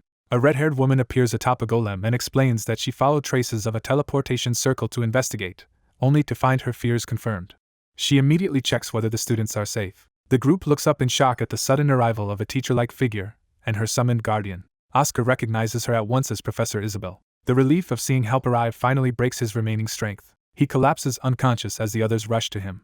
Professor Isabel takes in the dead chimera and the aftermath in silence, quickly grasping how serious the incident was. She regains her composure and assures herself that once they return, she will question every student involved. The others hover anxiously over Oscar, shaken by how suddenly he went down after saving them. The red-haired boy watches Isabel and the scene around them, realizing the matter has become far bigger than a simple monster attack. Isabel remains poised on the golem, already shifting from rescue to investigation. As dawn approaches, the immediate crisis ends and the night's events give way to official consequences.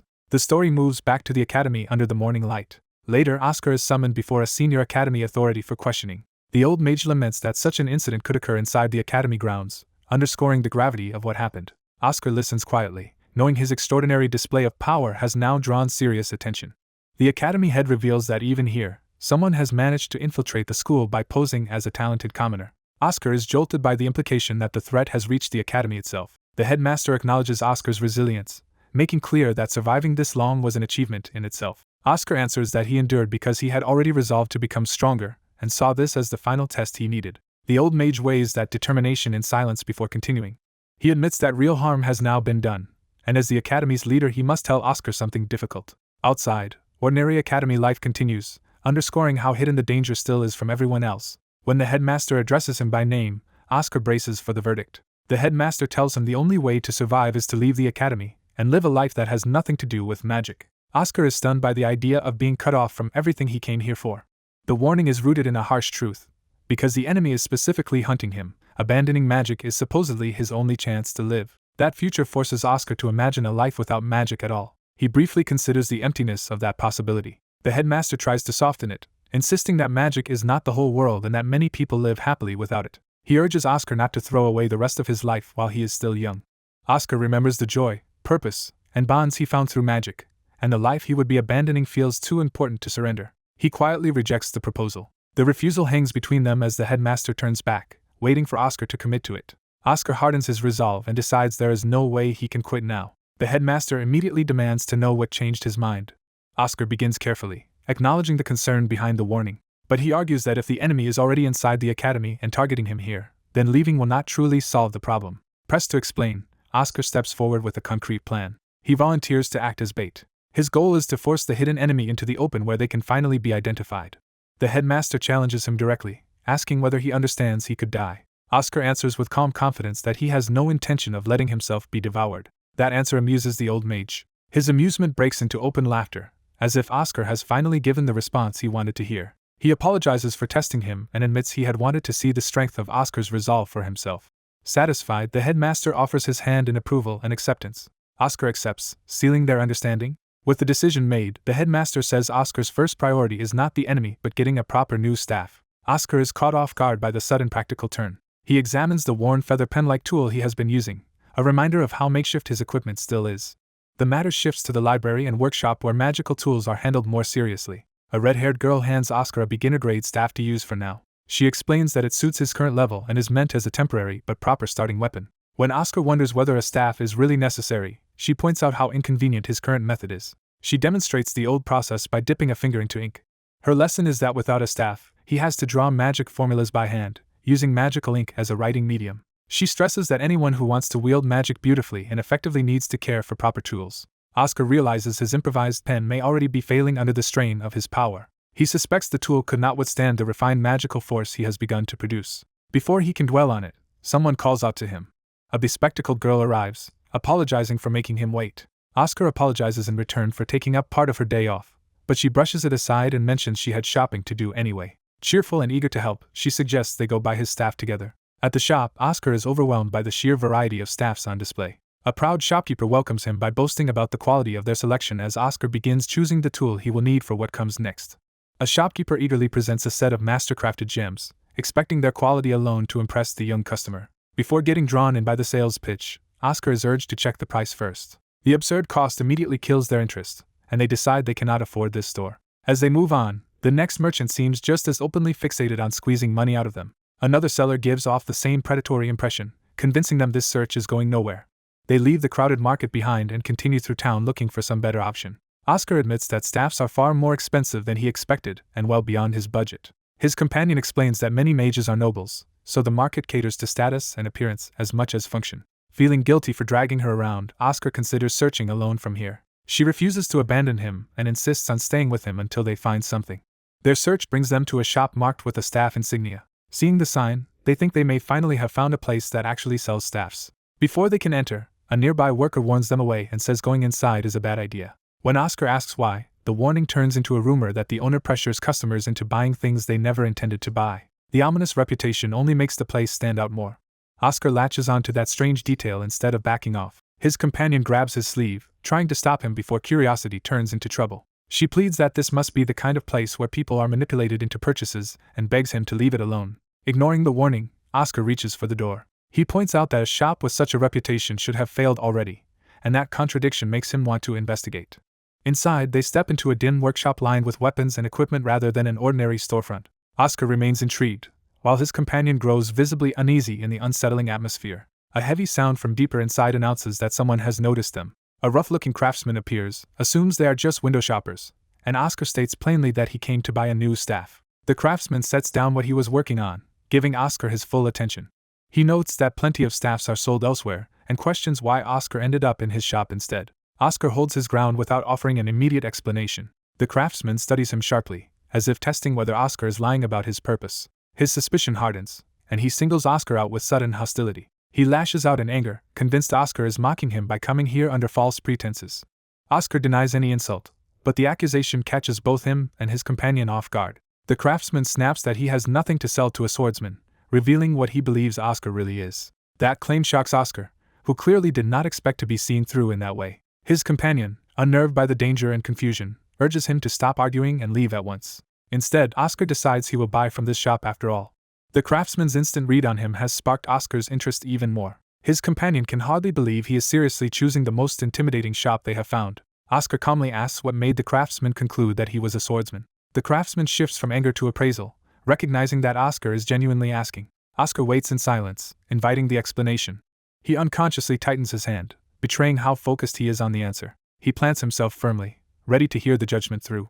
The craftsman explains that Oscar's balance leans slightly right while his left side carries habitual weight, the telltale posture of someone used to wearing a sword. That analysis stirs Oscar's buried connection to swordsmanship and confirms the man's insight. His companion quickly insists that Oscar is not a swordsman, trying to shut down the misunderstanding. But Oscar is more impressed than alarmed, realizing the craftsman read traces of his past in a single glance. The tense encounter settles into a real conversation as they remain in the workshop instead of leaving. When the craftsman guesses Oscar only began learning magic half a year ago, Oscar explains that his father originally drilled swordsmanship into him, and those habits still remain. He admits that his old training still lingers in his body, while his companion can only sigh at how far this strange meeting has gone. Accepting the explanation, the craftsman cuts to the point and asks whether Oscar is here because he wants a new staff. Oscar explains that the staff he had been using has finally broken. The shopkeeper takes the damaged weapon and inspects the split and frayed core. He quickly judges the staff beyond repair and of no practical use anymore. He explains that even the internal magic formula has been torn apart, likely because too much mana was forced through it. Oscar presses for an explanation, trying to understand what that means for him. The shopkeeper teaches that larger staffs can hold more mana at once, while smaller ones are harder to control but better for delicate manipulation. He adds that beginner staffs are made small and simple so they are easy to handle. Oscar connects that lesson to the large, elaborate staffs used by academy teachers. Realizing a beginner staff may not suit his mana, he asks what kind of staff would fit him instead. The shopkeeper refuses to answer directly, making it clear Oscar has not yet earned a sale. He walks off, leaving Oscar and his companion confused by the abrupt response. Then he sets a test, telling Oscar to choose the best staff in the shop. If Oscar's judgment satisfies him, only then will he agree to sell him one. Oscar studies the wall of staffs while the shopkeeper watches in silence. The pressure of being judged hangs over the room as Oscar considers his options. Meanwhile, his companion anxiously remembers that staffs become expensive when they are large, mana-efficient, and made from rare materials. Oscar's attention settles on an old staff tucked away above the others. His companion recognizes the wood grain and realizes it may be made from the rare and valuable paganome wood. She is stunned because an item like that would be worth a fortune. Hoping he notices its value, she silently urges Oscar toward it. Oscar senses something important about the staff and focuses on it. He makes his choice and confidently declares that he wants that one. The staff he picks is plain, worn, and outwardly unimpressive. Both the shopkeeper and the girl are caught off guard by his decision. She blurts out that he has just chosen the most expensive staff in the shop. Oscar calmly points out that he was asked to find a good staff, not the most expensive one. The shopkeeper, now taking him seriously, demands to know why he chose it. Oscar admits it began as instinct, because the staff felt warm in his hand. The shopkeeper dismisses it as nothing more than an old, battered relic. Oscar counters that despite its age, it is still intact. He reasons that in battle the worst failure is losing your tool, and this staff still functions as a staff despite its scars. To him, that durability proves it was carefully made with the user in mind. That answer leaves the shopkeeper visibly shaken. Oscar notices the sudden change and waits for his response. He asks directly whether the shopkeeper will sell him the staff.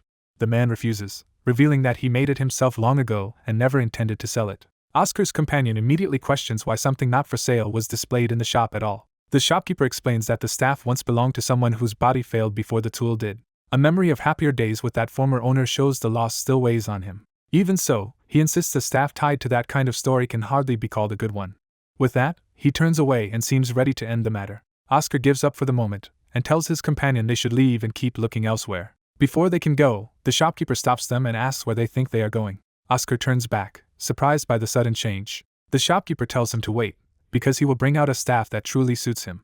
Oscar and the girl brighten at once, relieved that he has accepted him after all. As they calm down, she apologizes for worrying and Oscar admits he had been nervous too. Their relief is interrupted when the door suddenly opens. A white-haired, one-eyed man in armor appears behind them, startling both of them. He glares at them and angrily demands to know why they are here.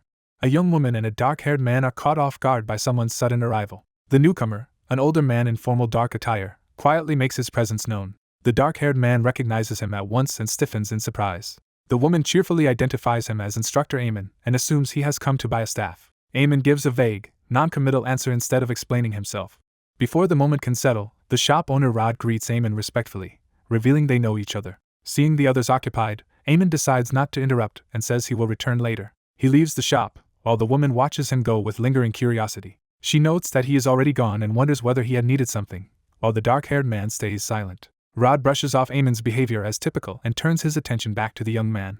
He presents a particular staff and declares that it will be the young man's new partner. The young man is startled, sensing that this choice is significant. His attention fixes on the unusual staff itself. Its origin is revealed to be the origin tree. The narration explains that this immense tree grows over an island nation and never decays regardless of its environment. Its leaves remain vividly green, and its branches fall only once every few decades. The woman excitedly explains that staffs made from those rare branches are considered the finest and are extraordinarily valuable. Rod agrees, adding that the wood is especially durable for handling mana, which confirms the staff's rarity. The pair immediately worry that something this precious must be far beyond their means. Rod reveals that he had made this staff for his son when the boy returned from war. Because it was his son's keepsake, Rod insists it was never meant to be sold for money. He makes clear that this is a one-time exception and not the start of him selling off his other staffs.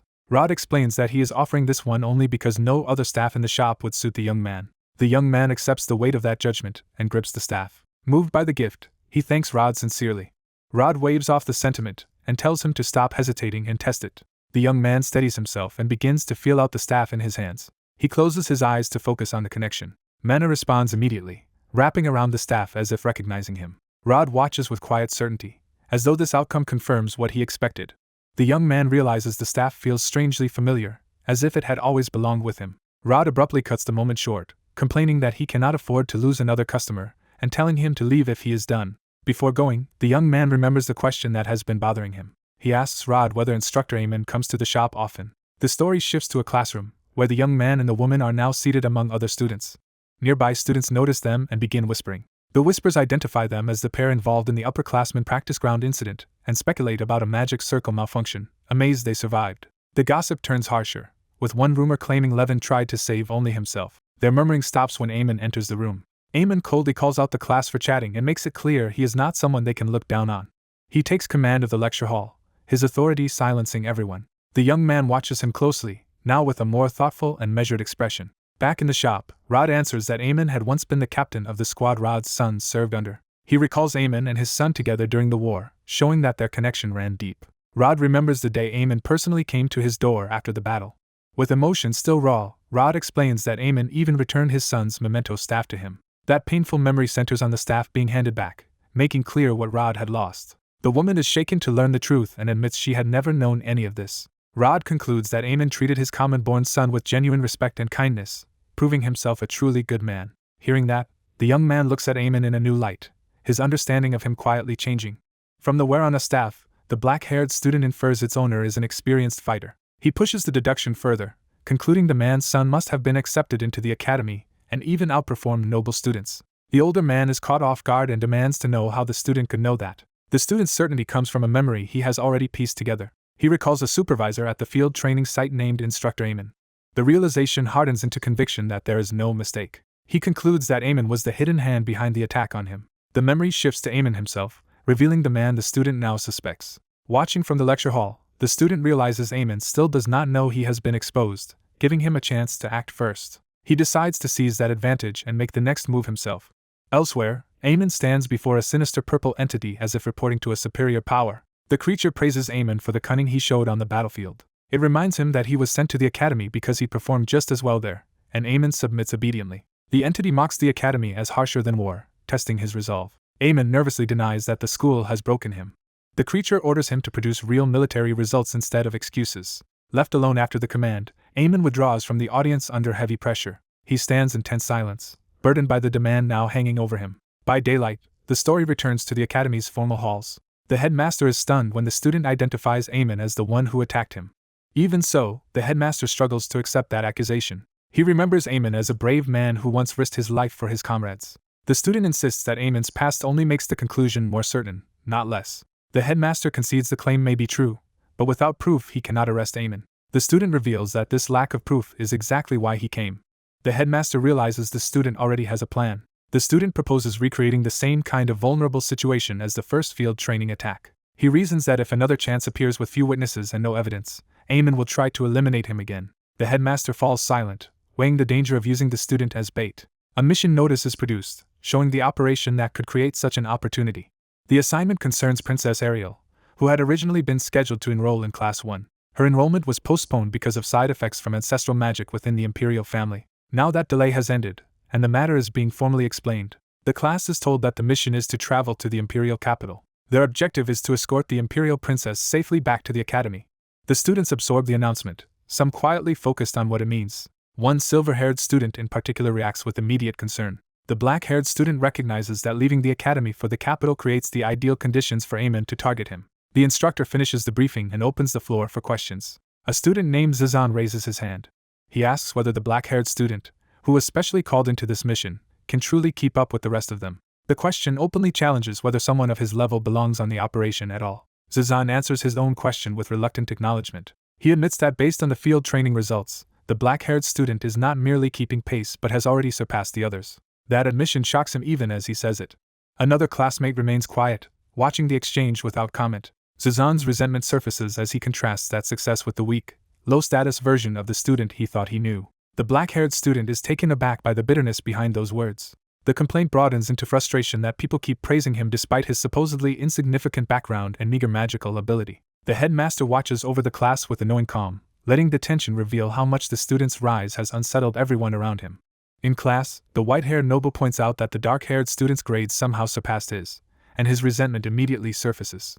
Unable to accept being outdone, he admits the result makes no sense to him and lets his frustration show. He abruptly challenges his rival to a duel, turning academic rivalry into a direct contest of worth. The dark-haired student is caught off guard when the challenge becomes a demand to prove his power through magic. Before the dispute can spiral, an instructor intervenes and forces control back over the room.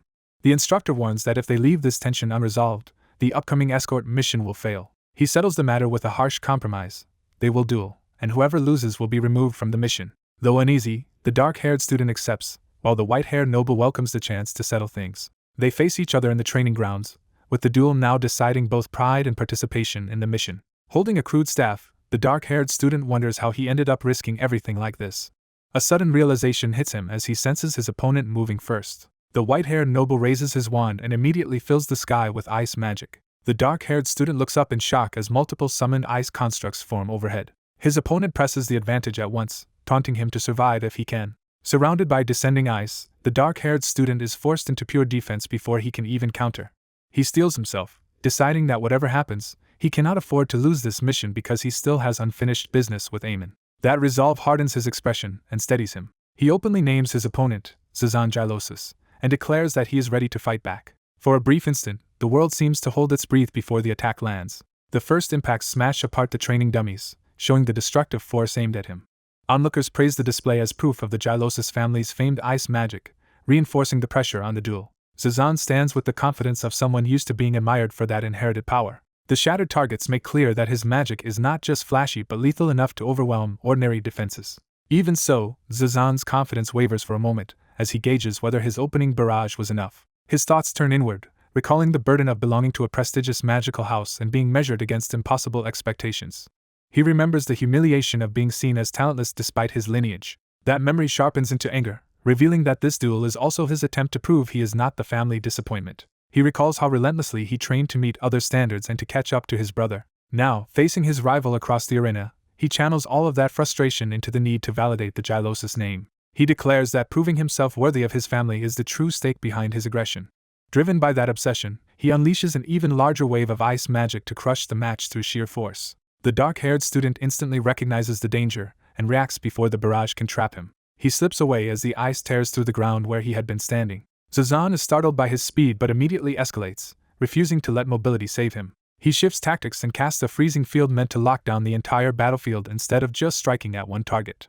The dark-haired student feels the cold seize his right hand, realizing he is being disabled piece by piece. Rather than panic, he clamps down on the frozen limb and forces himself to act through the pain. He answers with fire magic, igniting his weapon and body heat to burn away the ice and reclaim movement. Zazan freezes in disbelief as the supposedly ordinary opponent reveals a second element. The dark-haired student stands amid rising flames, proving he can break the ice pressure instead of being buried by it.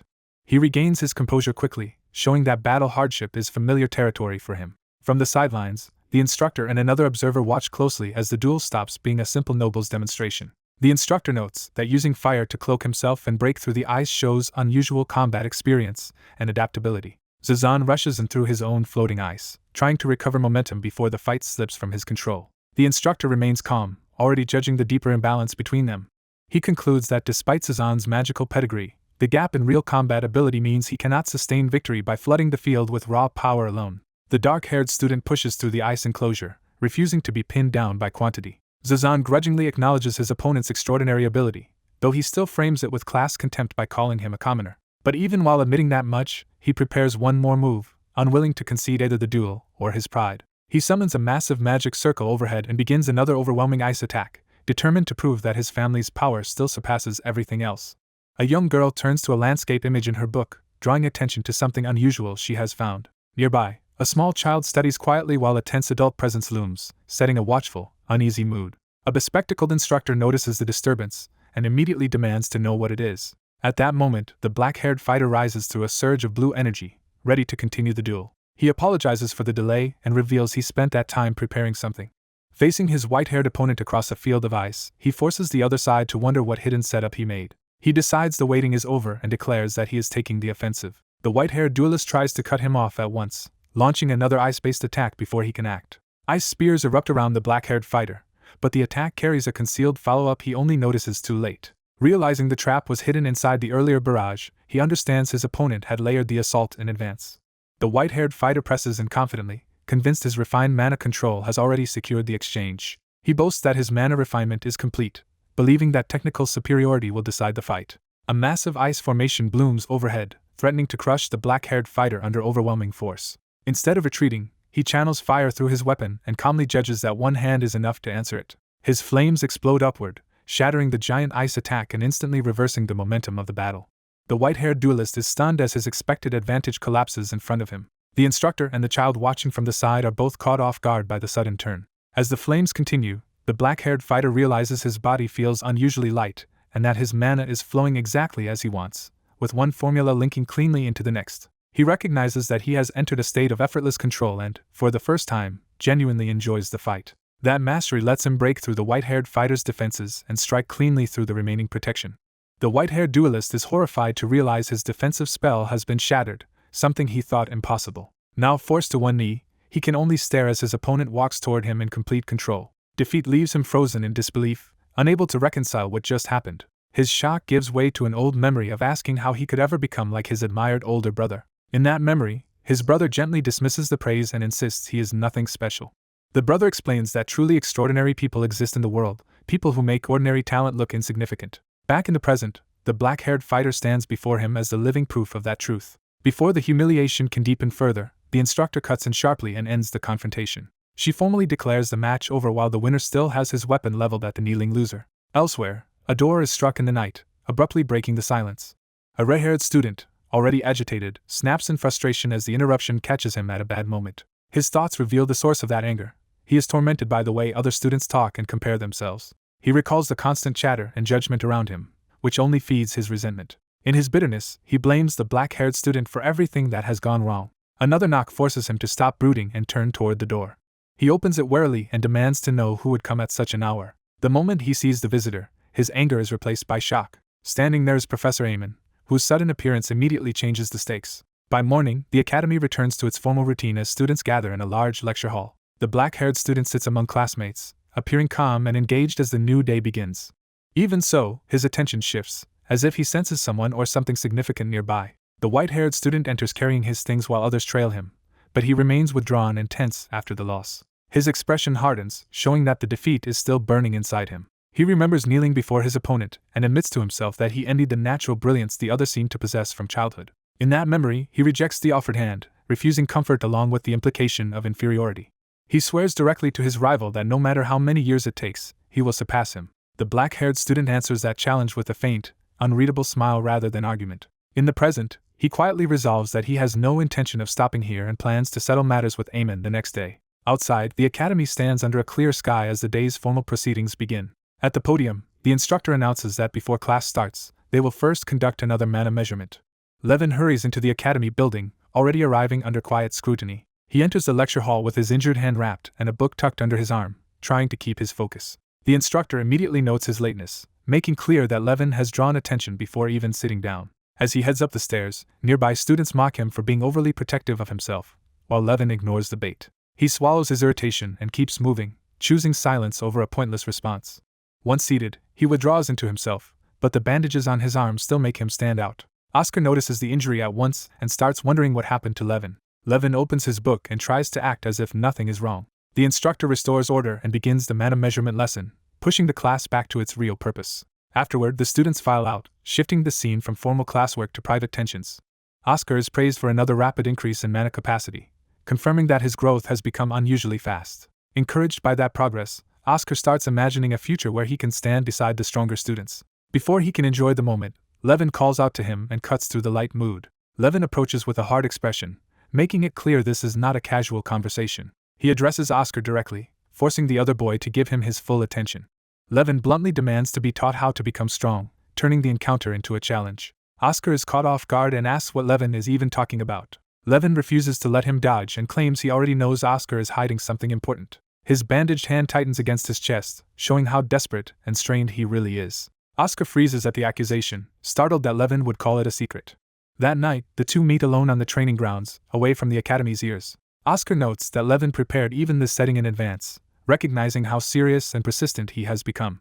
Even there, Oscar keeps pressing Levin to explain exactly what secret he thinks he has uncovered. Levin finally says it outright. He believes Oscar used some special power when he defeated the dragon. The memory of Oscar's impossible strength flashes back as proof in Levin's mind. Levin pushes further and accuses Oscar of having been granted power from somewhere beyond ordinary training. Oscar continues to deny understanding, but his unease shows that Levin's words are hitting close to something. Levin's frustration spikes when Oscar keeps pretending ignorance. He explodes, accusing Oscar of always acting superior and making everyone else feel like fools. In the middle of that outburst, a violent surge of energy erupts from Levin's bandaged arm. His right arm mutates into a monstrous, clawed limb covered in jagged growths, shocking even him. Oscar is horrified, instantly realizing this is no ordinary injury or spell. Levin panics and grabs at the transformed arm, unable to understand what is happening to his own body. Oscar rushes toward him in alarm, trying to help before the situation gets worse. Levin admits he has no idea what this is and reveals that no one warned him about such a consequence. The corrupted power erupts again, this time bursting out of control. Huge violet crystal spikes tear up from the ground around them, turning the training field into a trap. Oscar scrambles through the crystal maze, trying to avoid the eruption while staying close enough to save Levin. As he moves, Oscar realizes the same force that once strengthened him may now be controlling Levin's body. At the center of the chaos, Levin struggles to restrain the monstrous arm as if fighting an invading will. Levin remembers his own accusation and begins to understand that he may have accepted the same kind of power he envied in Oscar. Oscar reaches the same conclusion and sees the terrifying possibility of what Levin has become entangled with. Crushed by pain and fear, Levin curses himself and wonders if every bit of this disaster is his own fault. His thoughts spiral into the resentment that drove him here. He only wanted enough power to survive and stop being left behind. Beneath that bitterness, he admits his true motive was to protect the people around him, not simply to surpass others. Hearing that, Oscar hardens his resolve and stops hesitating. He launches himself through the crystal field and closes the distance in a single decisive move. Oscar lands beside Levin and positions himself to restrain him without striking him down. As Levin turns in shock, Oscar reaches for him with urgent intent. Oscar tackles Levin to the ground and pins him in the shattered field, choosing to save him before the corruption can take over completely. A red-haired student lies wounded on the ground as another boy reaches toward him, revealing the aftermath of a violent attack. The dark-haired boy kneels beside him and bitterly condemns whoever would do this to someone like Levin. He raises his voice into the night, making it clear he knows Eamon is watching and wants him to face him directly. As crows stir overhead, he openly challenges Eamon to come out instead of hiding. The answer arrives through the flock, and Eamon emerges with cold contempt, already judging the boy beneath him. Eamon reveals himself as a composed, armed nobleman who has complete control of the scene. Looking up without backing down, the boy understands Eamon sees him as nothing more than a commoner. Eamon hovers above under the moon with crows circling him, turning the confrontation into a display of dominance. The boy grips his weapon and steadies himself, preparing to resist despite the imbalance between them. Eamon calmly reframes the attack as an unfortunate accident that supposedly happened during student training. He pushes the lie further by claiming one student simply lost control, while Levin's body serves as the proof he intends to manipulate. To seal that false story, Eamon unleashes destructive magic as if erasing the truth by force. The crows are torn apart by the blast, showing how casually he destroys living things to support his version of events. He dismisses the violence as crude, revealing that his cruelty is matched by arrogance. The boy answers with open defiance, vowing that Eamon will be the one forced down. Eamon responds by summoning wolf familiars around him, tightening the trap and escalating the fight. Surrounded, the boy shifts into a guarded stance while still protecting Levin's fallen body behind him. He moves to counter with practiced magic, showing he is not as helpless as Eamon assumed. A memory surfaces of his teacher explaining familiar magic. The caster carves a formula into monster corpses and controls them like puppets. That lesson also warned that familiars are limited in number, so the proper tactic is to ignore them and strike the caster. Applying that advice, he destroys one wolf with a magic shot instead of wasting time on fear. He had also been warned that Eamon might be hiding more than familiar magic, so he should not confront him alone. Even while fending off another wolf, he admits to himself that going after Eamon directly was exactly what he intended. But Levin's unconscious face pulls him back to the real reason he came here in the first place. In Levin's memory, the red-haired boy had wanted only to protect everyone, making his current condition hit even harder. That memory sharpens into personal grief as the dark-haired boy calls Levin's name through clenched emotion. He releases that anger in a burst of force, blasting back the immediate threat. The attack clears space around him, leaving Levin still vulnerable at his side and the wolves momentarily driven off. From above, Eamon mocks his anger and suggests he is only fighting out of attachment to Levin. The boy refuses to deny it, and bluntly asks what would be wrong with that. Eamon sneers that Levin once teamed up with him in training, implying that alone is enough motive for resentment. He reveals the deeper truth. Levin never accepted the boy as an equal and instead sought power specifically to defeat him. Pointing to Levin's broken body, Eamon drives the insult home by saying Levin viewed him as a lowly commoner. The accusation lands, and the boy falls into a brief, heavy silence. Then he answers simply that there is nothing wrong with that, rejecting Eamon's class-based contempt outright. Eamon is visibly caught off guard, as if he expected shame and got conviction instead. The boy declares that whatever Levin's reasons were, he became stronger for himself, and he refuses to exploit those feelings. He tries to cast again, but his magic formula breaks apart before it can form properly. Startled, he realizes he suddenly cannot construct magic the way he should be able to. Eamon advances and openly states the principle behind everything he is doing: talented commoners are not allowed to exist. He claims that is precisely why he values the boy's talent so highly, and has prepared for him more carefully than anyone else. The boy attempts another response, but the failure of his magic leaves him exposed. Eamon unveils his real preparation by summoning a massive purple familiar whose presence dwarfs the battlefield. The creature releases a field of pale particles that spreads through the area like a magical suppression zone. The boy freezes in alarm as the effect closes around him. He understands the trap at last. The familiar is absorbing his mana and obstructing his magic. Even so, he refuses to panic and reminds himself that he never came here without a plan. Eamon, confident in his advantage, boasts that he at least anticipated the boy would force him to go this far. The wolves move back in under the cover of the suppression field, ready to finish what Eamon started. Unable to rely on magic, the boy lowers himself into a physical fighting stance and prepares to meet the pack head-on.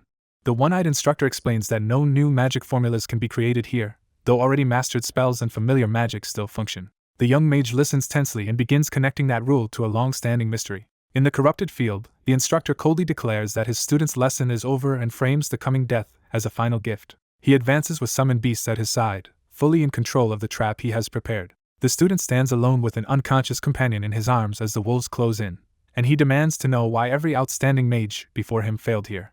He reveals that he had been wondering about that very question and has finally reached an answer. As his grip tightens on his staff, he makes clear that he now understands the flaw in the instructor's scheme. He recalls the staff itself, focusing on what it truly represents in spellcasting. That realization settles his nerves, and he prepares to turn the instructor's own lesson against him. He acknowledges the terror of being stripped of magic and surrounded by monsters, while implying that fear is exactly what doomed the others. Facing both the instructor and a massive familiar, he promises to give his teacher a lesson in return. He charges forward, determined to prove that the situation is not as hopeless as it was meant to seem. Elsewhere, an elderly official works late over mission papers in his office. A knock interrupts him before he can continue. His aide enters with additional documents that need immediate review. When she mentions tomorrow's mission, his attention sharpens at once. He confirms that the operation concerns the Imperial Princess and insists that nothing can be allowed to happen to her. The aide notes that unusually many students volunteered for training ground duty this year, proof of how many are devoted to the mission. She then brings up one especially committed case. Levin has been privately training with Professor Eamon. The file includes Eamon's portrait, identifying the instructor tied to Levin's preparation. The official is visibly alarmed the moment he hears Eamon's name. Back at the training ground, Levin faces the giant familiar and Eamon without backing down. Eamon moves first, confident that Levin has no answer left. The wolves surge in together, trying to overwhelm Levin before he can act. Levin's reasoning crystallizes. The field blocks the creation of new formulas, but it does not erase what already exists inside summoned creatures. From that, he concludes there must be a way to harvest a ready-made formula from a familiar instead of forming one in open air. He positions himself among the beasts, testing that theory in the middle of the attack. A sudden insight strikes him just as one wolf lunges. The attack comes too fast for ordinary casting, forcing him to improvise instantly. Rather than reaching for the air, he thrusts his hand directly toward the beast. He drives his arm into the wolf's mouth and uses the contact to seize the magic formula within its body, killing it in the process. Mistaking the kill for a simple victory, Eamon smugly declares that another threat has been removed. But Levin remains standing despite the savage bite, his body torn and bleeding while the dead familiar hangs from him. A burst of fire erupts from Levin's hand, proving that he successfully cast magic inside the supposedly sealed zone. Eamon is stunned as the giant familiar is scorched beside him, because Levin has done what should have been impossible. Levin explains that he saw the familiar's formula inside its body, and used it as a substitute for one he could not create himself. He clarifies the principle. He can still cast as long as the magic does not have to be formed in open air, even if that means using his own mangled arm as the channel. With that workaround established, he stands over the remaining beasts ready to keep fighting. Eamon rejects the explanation as absurd, unable to accept that Levin found a loophole in his domain. Levin answers by pointing out the obvious proof. He shoved his arm into a familiar's mouth and cast anyway. He goes further, declaring that he can manifest a formula even without a staff now that he understands the mechanism. That claim finally rattles Eamon, who realizes Levin may be capable of high-level magic with nothing but his fingers. Levin presses the advantage, asking whether the loss of Eamon's familiars means the end of his teacher's edge. Eamon answers with fury, summoning twin shields and dark power to show he is still dangerous on his own. He unleashes a violent magical barrage downward, trying to crush Levin before the student can capitalize on his discovery. Levin slips through the attack and swings his staff into position for a counter. He invokes Fire Blade and launches a focused flaming strike straight at Eamon. The blow tears into Eamon's dark defense and drives through the shield he trusted to stop it. Even while insisting he remains a magic sovereign without his familiars, Eamon is caught off guard by how cleanly Levin breaks through. Realizing his shield has been pierced, Eamon understands Levin deliberately held back enough power to avoid killing him, and the balance of the fight shifts decisively. The wounded young man steels himself, knowing he cannot afford another mistake. His armored opponent recoils in shock at the loss of his staff, suddenly stripped of his advantage. Before the man can recover, the youth levels the stolen staff at him and seizes control of the confrontation. He coldly mocks the mage for being helpless without his weapon, exposing how dependent he is on it. The mage immediately panics and tries to stop him from pressing the attack. Sensing fear, the youth offers a deal: surrender the truth, and he will back off. Instead of giving useful answers, the mage clings to his pride and boasts about his rank as a magic craftsman. The youth is left staring at him in disbelief, unimpressed by status when lives are at stake. The mage drops the pretense and promises only to keep him alive long enough to force information out of him. He lunges first, trying to retake the initiative through sheer aggression. Even while charging, he fumes that his attempt at restraint has been wasted. His arrogance boils over as he openly insults the youth as beneath him. That contempt erupts into dark magic, signaling that he is about to abandon control entirely. The youth braces with the staff, startled by the sudden shift in power. The mage summons a massive purple familiar, turning the fight into a battle against a monster. The creature's body forms like unstable sludge, as if barely held together by magic. At its center, the mage hunches in strain, suggesting the summoning is taxing and imperfect. The youth faces the towering familiar head-on, watching it finish taking shape. He quickly realizes the mage has transformed himself into material for the familiar, but something about the process is wrong. The malformed beast roars to life, now acting as the mage's new weapon.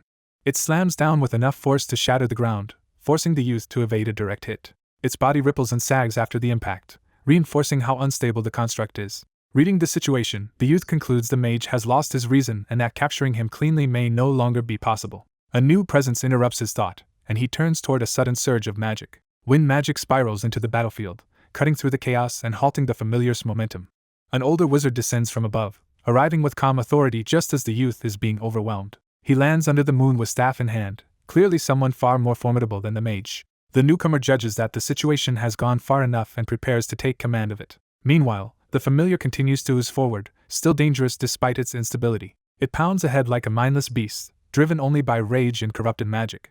The elder addresses it as a cornered creature and immediately sees through its desperation. He condemns Eamon for attempting a familiar fusion with an incomplete spell, identifying the source of the disaster. With open disappointment, he makes clear that Eamon has disgraced himself. The elder unleashes his own power, revealing a level of magic that dwarfs what came before. The youth recognizes at once that this man's aura is completely different from their previous encounter.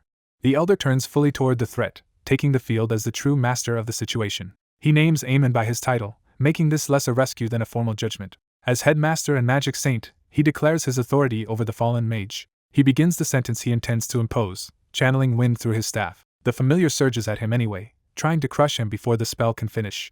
The elder completes a refined wind formation, shaping the attack with precise control. His storm slash tears into the familiar, carving through its body with overwhelming force. For a moment, the attack appears to split the monster apart, but the severed flesh immediately starts knitting back together, refusing to stay damaged. Watching this, the youth is stunned by the familiar's absurd regenerative ability. The monster answers by lunging again, its hunger and violence undiminished. It extends a giant hand and launches a smaller body from its mass, turning regeneration into a new form of attack. The surprise strike catches the elder and knocks him violently away before he can reset his defense. The youth freezes in alarm as the battle abruptly turns again. The familiar's divided body keeps moving independently, proving the threat has become even harder to contain. A shadowy creature emerges as someone demands to know what it is. An old wizard answers that he has been confronting this threat since the very beginning. He unleashes a high-level spell, invoking a minute acceleration effect to overwhelm the monster. The magic rains down in a barrage of slashes that tears into the creature faster than it can recover. Watching from below, Oscar realizes the attack is outpacing the familiar's regeneration. The monster's body is carved apart into chunks under the relentless spell. The headmaster spares the creature's life, making clear he still needs answers from it. When the remains settle, A battered silver-haired man is left standing amid the wreckage. Barely conscious, the injured man struggles to speak. The headmaster descends toward him, keeping the situation firmly under control. Oscar is stunned to realize the headmaster pierced only the familiar's outer shell with perfect precision. But his own injuries and blood loss are catching up to him, leaving him barely able to stand. As his vision blurs, strange currents begin to swirl around him. He senses something unnatural approaching and braces himself. Through the haze, he sees the headmaster suspended in the air with overwhelming magical presence. Oscar understands that this is what a magic saint is, a level of magic ordinary people are never meant to reach. That realization jolts him with a fierce, almost instinctive resolve. A set of grand doors appears before him, as if his mind has been led somewhere beyond the battlefield. He reaches them, recognizing that this place means something important. Before he can go further, a voice cuts in and forbids him from proceeding. Oscar jolts awake in panic, shouting into the quiet room. As he regains himself, he wonders if the vision was only a dream. Professor Isabel confirms he is finally awake and brings him back to reality. She explains that he collapsed after the fight and has been unconscious for 4 days, warning him not to overexert himself. Oscar is shocked by how long he was out and immediately asks about Eamon. Isabel tells him Eamon is still in a coma and is being treated by the headmaster. The mention of the headmaster makes Oscar reflect on what happened. Isabel reassures him that Levin survived because he passed out before total exhaustion destroyed him. She then turns the focus back on Oscar, recognizing that he was the one who ended the crisis. Oscar admits his method was crude and far less refined than what the headmaster could have done. Even so, the memory leaves him tense and ashamed of how violently he had to act. Isabel cuts off his self-reproach with a sharp flick, refusing to let him wallow in false modesty. He falls silent, forced to listen. She asks directly whether he wants to become a magic saint like the headmaster. Oscar rejects that ambition, knowing that title is not what truly drives him. What he wants is simpler and more personal, the ability to use magic like that when it matters. Isabel notes that his answer amounts to much the same thing, and decides the timing is right. She hands him a small box and tells him it belongs to him now. Oscar opens it carefully, unsure what he is being given. Inside is a ring, the mark of a magic apprentice. The meaning hits him at once. He is being formally recognized. Isabel explains that apprentice is a rank beneath magic saint, one of the official tiers established by the Magic Association, and shows her own badge of status. She adds that earning even this rank requires more than talent alone, because a mage's entire worth is tested. Then she congratulates Oscar and declares that, from this day on, he is officially authorized to fight monsters as a full-fledged mage. Oscar can barely process it as the reality settles in. He has become a mage. Once the announcement lands, he remembers the original mission and asks what became of the princess escort. Isabel tells him the princess was returned safely by Zazan and the others. She adds that ever since the imperial princess arrived, life in the first class has become unusually eventful. Attention shifts to the princess herself as she stands before a gathered audience, becoming the center of a new development. Elsewhere, people move through the academy halls, suggesting the next phase of the story is already beginning around her arrival. Oscar returns to class after a week away and notices someone trying to get his attention from above. A cheerful classmate spots him and eagerly greets him from the upper seats. She checks on his health, having heard he had been seriously ill. When Oscar turns to her, she explains that his sudden week-long absence had everyone concerned. Oscar recalls that Professor Eamon's condition was being deliberately concealed from others. To avoid suspicion, he lightly apologizes for making her worry. As they settle beside each other, he shifts the conversation toward the unusual mood in the room. He notices the male students are fussing over their appearance far more than usual. The whole class seems to be preparing themselves as if for an important guest. His classmate reveals the reason: Princess Ariel is about to visit. Oscar asks what kind of person this princess is. She begins by explaining that Ariel inherited the era's greatest gravity magic. The princess enters with the quiet confidence of someone everyone has been waiting for. She greets the class warmly, immediately softening the atmosphere. Oscar's classmate recounts the legend behind Ariel's lineage, tracing it back to the first emperor of the empire and his overwhelming gravity magic. That power was said to be so absolute it could dominate both sky and earth. Because the formula was kept secret and passed only through the imperial bloodline, Ariel's inheritance marks her as extraordinary. She excitedly concludes that Princess Ariel is one of the rare users of that same imperial magic. Oscar recognizes how impressive that sounds, but the details stir no memory in him. Meanwhile, another student eagerly offers to carry Ariel's belongings, showing how desperate everyone is to please her. Ariel gently declines the special treatment and instead asks to join the students for lunch as an equal. By inviting everyone to dine together, she wins them over even more. Oscar and his classmate agree that Ariel's charm comes from how unlike distant royalty she seems. As Ariel leaves, the boys remain captivated, still basking in the impression she made. But Ariel suddenly pauses, as if she has noticed someone specific. She turns and fixes her attention directly on Oscar, surprising the room. Oscar stands and formally introduces himself with proper respect. He adds that he is Oscar and says he looks forward to working with her. Ariel is visibly startled the moment she hears his name. Her surprise shifts into a small, knowing smile. She introduces herself in return as Ariel Validius. Then, with unusual directness, she asks Oscar to meet her privately after school. The request shocks the entire class, leaving Oscar at the center of everyone's disbelief. Later, Oscar heads to the meeting carrying the notes she gave him, still unsure what she wants. Arriving at the women's dormitory, he hesitates, wondering whether entering is really acceptable. Before he can decide, the door opens for him. Ariel personally welcomes him inside and leads him in without hesitation. She brings him to her room, where the two sit alone to talk. Oscar awkwardly confirms whether she truly means to receive him in such a private place. When she assures him no one can overhear them, he realizes the matter must be sensitive. Ariel steels herself, gripping the brooch at her collar before speaking. She bluntly asks whether Oscar would be willing to withdraw from the magic sword exchange. The request catches him completely off guard. Unable to follow her meaning, he asks what exchange she is talking about. In response, Ariel removes the imperial crest from her collar as proof of her authority. She reveals that Oscar has been chosen as one of the imperial representatives for the magic sword exchange. Oscar falls silent as the implication sinks in. Ariel explains that the exchange is an annual festival where students from the Magic Academy and Sword Academy compete to display their martial ability. That revelation awakens Oscar's memory of a previous life, where he had once been forced to face the strongest of his generation there. He realizes the exchange had been the stage that proved just how overwhelming Mark truly was. A coin toss sets the terms of a high-stakes exchange in motion. The princess admits she cannot afford to lose this coming contest under any circumstances. She makes clear that her concern is not her own talent, but the unreliable people she may have to depend on. Oscar quickly realizes this is exactly the kind of role the headmaster had in mind for him. He points out that she was assigned to him without explanation, leaving her understandably confused. As she hesitates, he studies her reaction and starts forming his own plan. Instead of being intimidated, Oscar becomes openly eager at the challenge. His sudden enthusiasm catches the princess completely off guard. He decides he wants to test how his magic compares against the best swordsmen of their generation. While he starts thinking through how magic should be used against the swordsman, she tries to stop him before he runs too far ahead. Oscar adds that he is especially interested in her gravity magic. That revelation shocks her, since he has immediately identified the power she keeps hidden. Flustered and defensive, she lashes out and demands to know how he could have recognized it so easily. Her outburst leaves Oscar momentarily stunned. She regains control by declaring that his smug attitude will not survive what she is about to put him through. The princess abruptly announces that his brutal training begins now. Elsewhere, a cloaked man arrives at the academy gates. He reflects that he never expected to enter those gates himself one day. The story shifts to the Imperial Sword and Magic Exchange match, a direct competition between the two academies. The event is framed as a battle between first-year representatives from the sword and magic sides. An instructor explains that because the format is direct combat, the Magic Academy normally starts at a disadvantage. This year, however, the Academy believes it can win because its representative is Princess Ariel. Ariel politely promises to do everything she can to meet those expectations. She is interrupted when attention turns to her status and role. Lazen Gerosis confidently vows that the princess will not need to fight because he can defeat the opposing swordsman alone.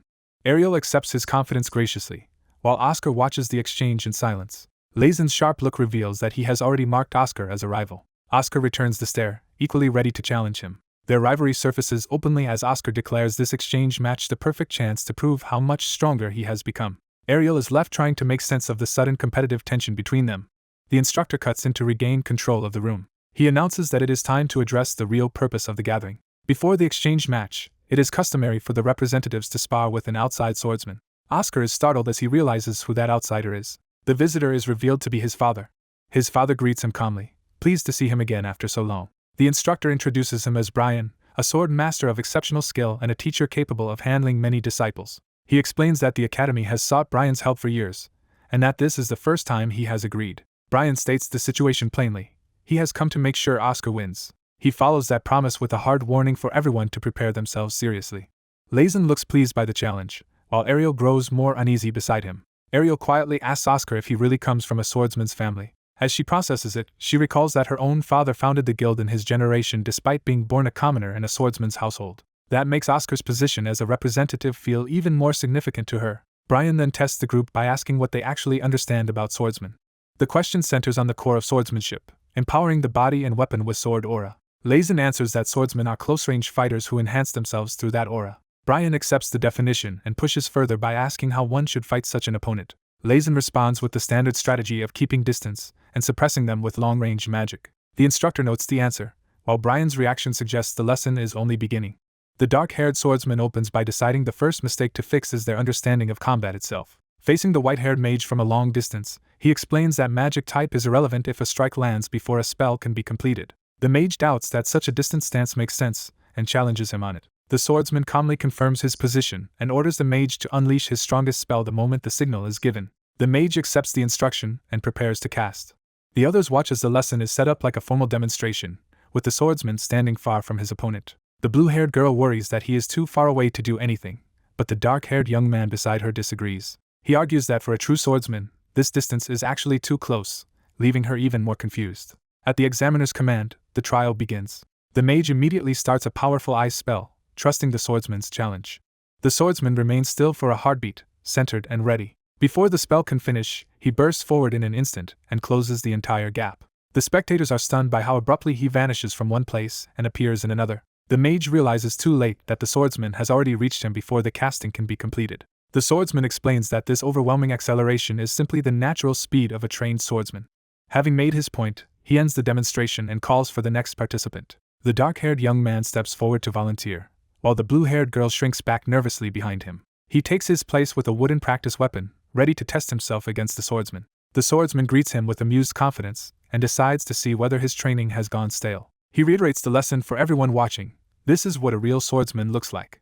The white-haired mage admits that against such speed he cannot finish a spell in time, and the blue-haired girl sees the problem immediately. The examiner signals the start again, now expecting a direct clash. The dark-haired student braces himself as the duel begins. The swordsman attacks with the same explosive rush, moving along the shortest killing line. The student sharpens his focus enough to read the incoming path.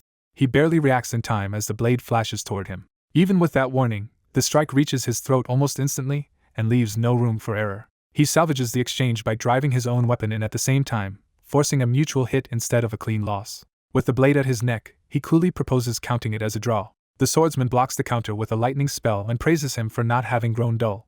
The two separate with both attacks checked, confirming that the student could at least survive the opening rush. Watching from the side, the blue-haired girl is shocked that he managed to evade even a lightning-fast strike. The white-haired mage explains that the student's advantage is familiarity, since he has long trained against swordsmen and understands how they move. Hearing this, the blue-haired girl realizes the attention is about to turn to her. The swordsman approaches and informs her that she is the only one left to be tested.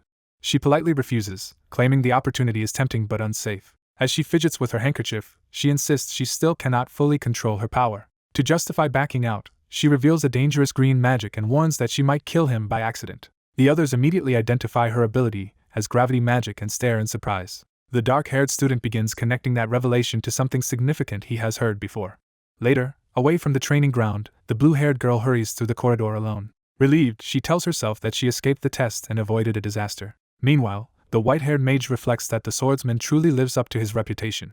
The dark-haired student's performance also impresses him, since he is clearly accustomed to fighting sword users. The blue-haired girl keeps reasoning through the situation and sees an easier path forward. She convinces herself that if things continue this way, her side can win without her ever having to fight. That hope is interrupted by approaching footsteps in the hall. She freezes, suddenly aware that someone has found her. The dark-haired student appears before her in silence, making it clear he came specifically to confront her. Caught off guard, she can only ask what he wants. The young man suddenly realizes a troubling possibility and presses her to confirm it. He asks whether she actually cannot use gravity magic, catching her off guard. As they face each other, he makes clear he suspects the truth behind her supposed hereditary power. She tries to respond, but her composure breaks for a moment. Attempting to laugh it off, she insists she already demonstrated her ability. He rejects that claim and identifies the spell she used as Wind Spear Language. He recalls the exact incantation and makes it clear he recognized it immediately. His precision shocks her, and she realizes her deception has been seen through. He explains that she disguised several tiny wind spears to look like objects collapsing under gravity. With the trick exposed, he demands to know why she pretended it was gravity magic.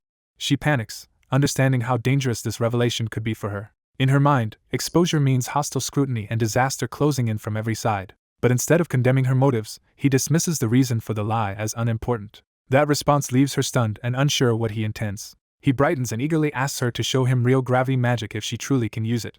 She is caught off guard by how innocent and direct his request is.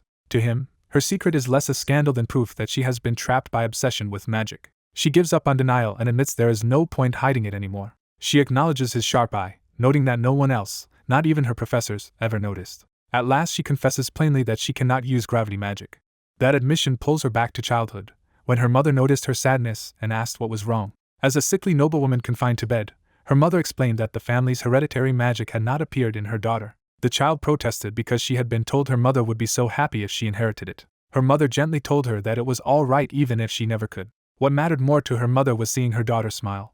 Even while gravely ill, her mother remained warm and kind, and that tenderness stayed with the girl. But that peaceful memory was shattered when her mother's condition suddenly worsened. Her mother collapsed into violent coughing, staining the bed with blood.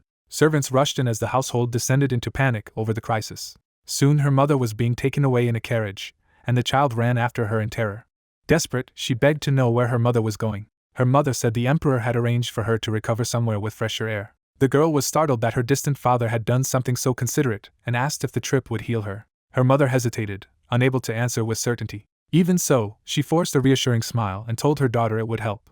Her mother then confessed her only real worry was leaving her little daughter behind alone. Fighting tears, the girl insisted she would be fine. She even lied that she had learned gravity magic, hoping to ease her mother's heart and let her leave without regret. The carriage departed, carrying her mother away. Left behind, the child could only call after her. She stood alone, watching the place where her mother had gone. Afterward, the lie spread quickly through those around her. Yet despite the rumors, she never once awakened the hereditary magic everyone believed she possessed. Back in the present, she sits with him and continues her confession. He tells her she did remarkably well to conceal the truth for so long. She explains that she has spent years using other spells to imitate the gravity magic described in legend. She reveals that she has already turned down a marriage proposal because accepting it would deepen the deception. At the same time, she admits his insight defeated the trick that fooled everyone else. Her real fear is causing her mother needless worry if the truth comes out. So she pleads with him not to expose her, and begs him to help her maintain the false image a little longer.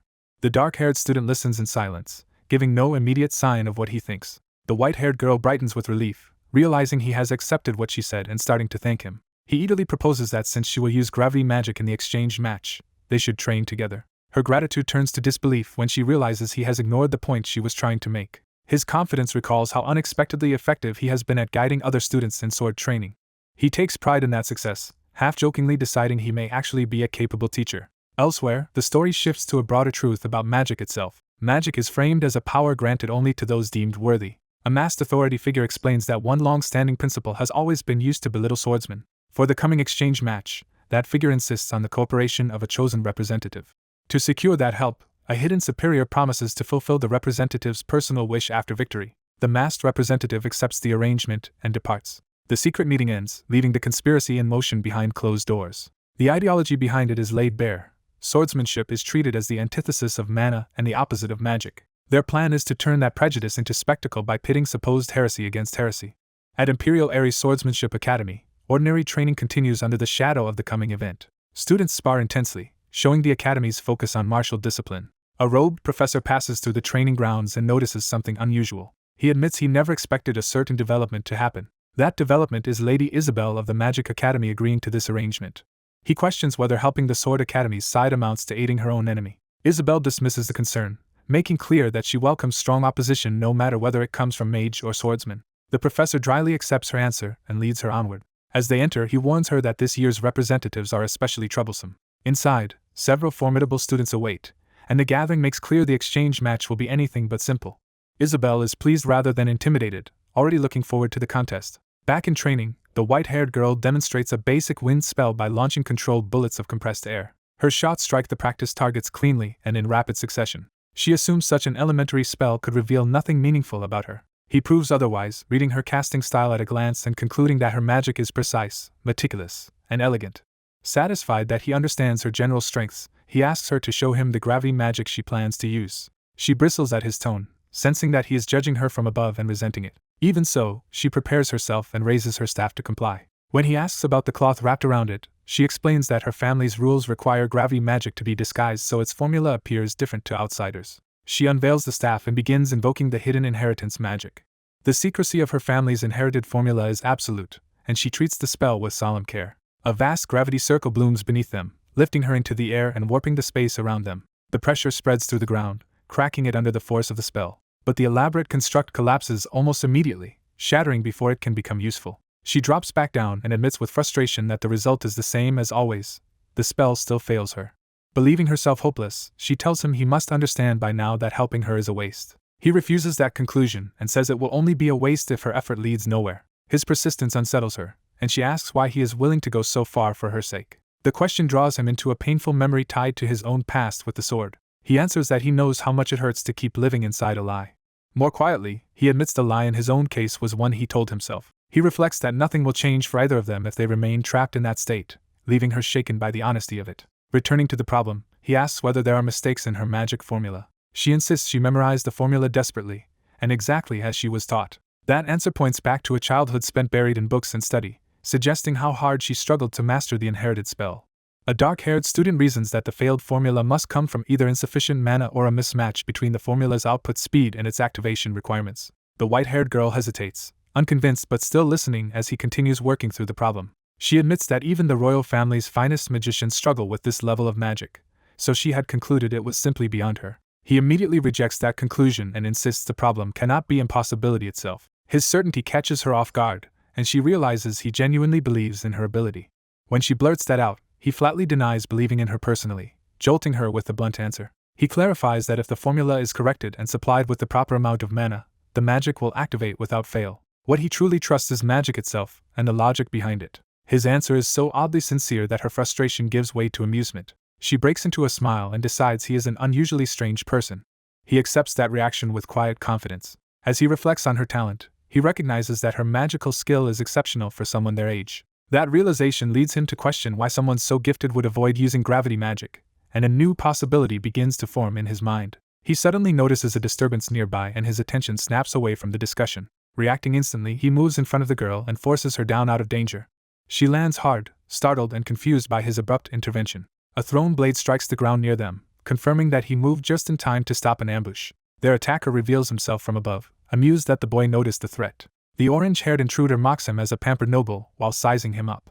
The girl quickly recognizes the badge he wears and realizes he is a representative from the Magic Academy.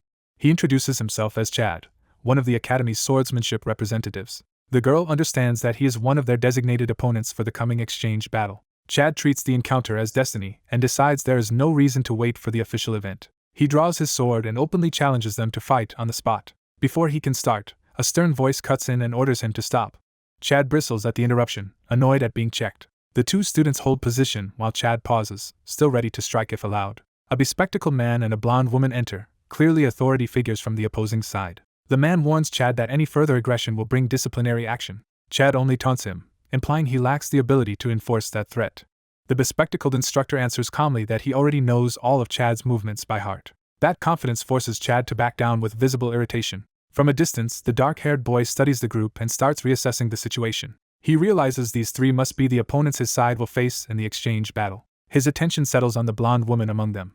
Something about her feels familiar, and he becomes convinced he has seen her somewhere before. The blonde woman voices the same suspicion and asks what he is doing there. Before that recognition can develop, a red-haired woman arrives and scolds the opposing group for wandering off. The dark-haired boy recognizes her at once as instructor Isabel. Isabel confirms she is the one supervising them, establishing her authority over the visiting team.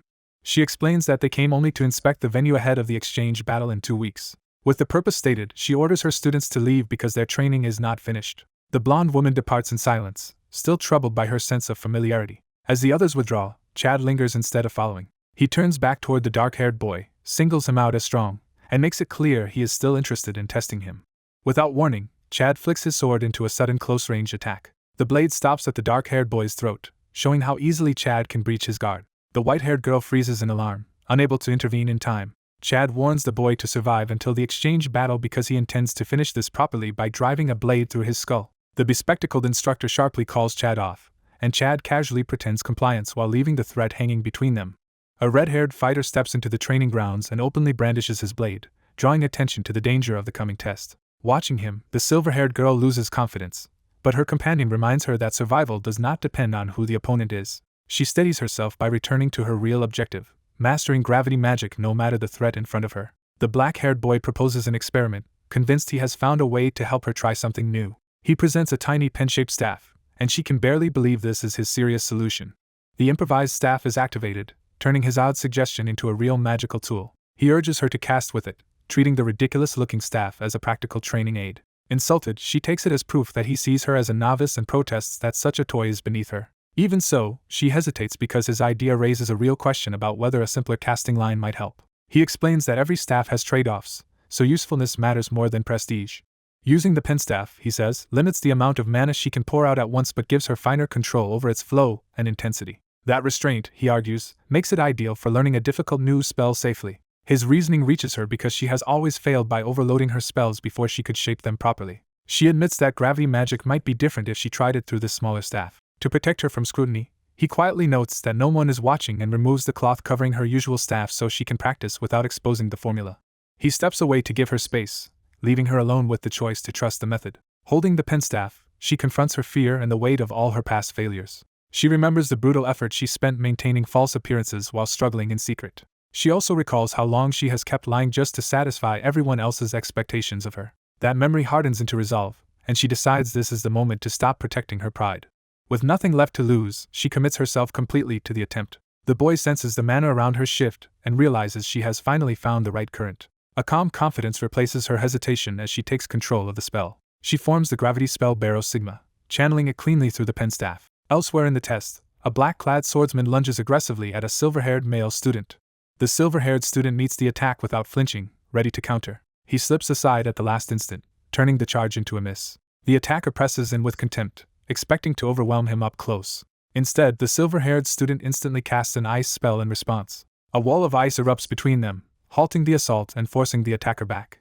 The black-clad fighter acknowledges the defense with approval rather than frustration. He praises the student's rapid growth and leaves him with recognition instead of a finishing blow. Then he turns to the silver-haired girl, indicating that her turn is next. Before he can continue, something unexpected catches his attention. He sees the girl standing with new composure, and she has clearly reached the resolve he hoped for.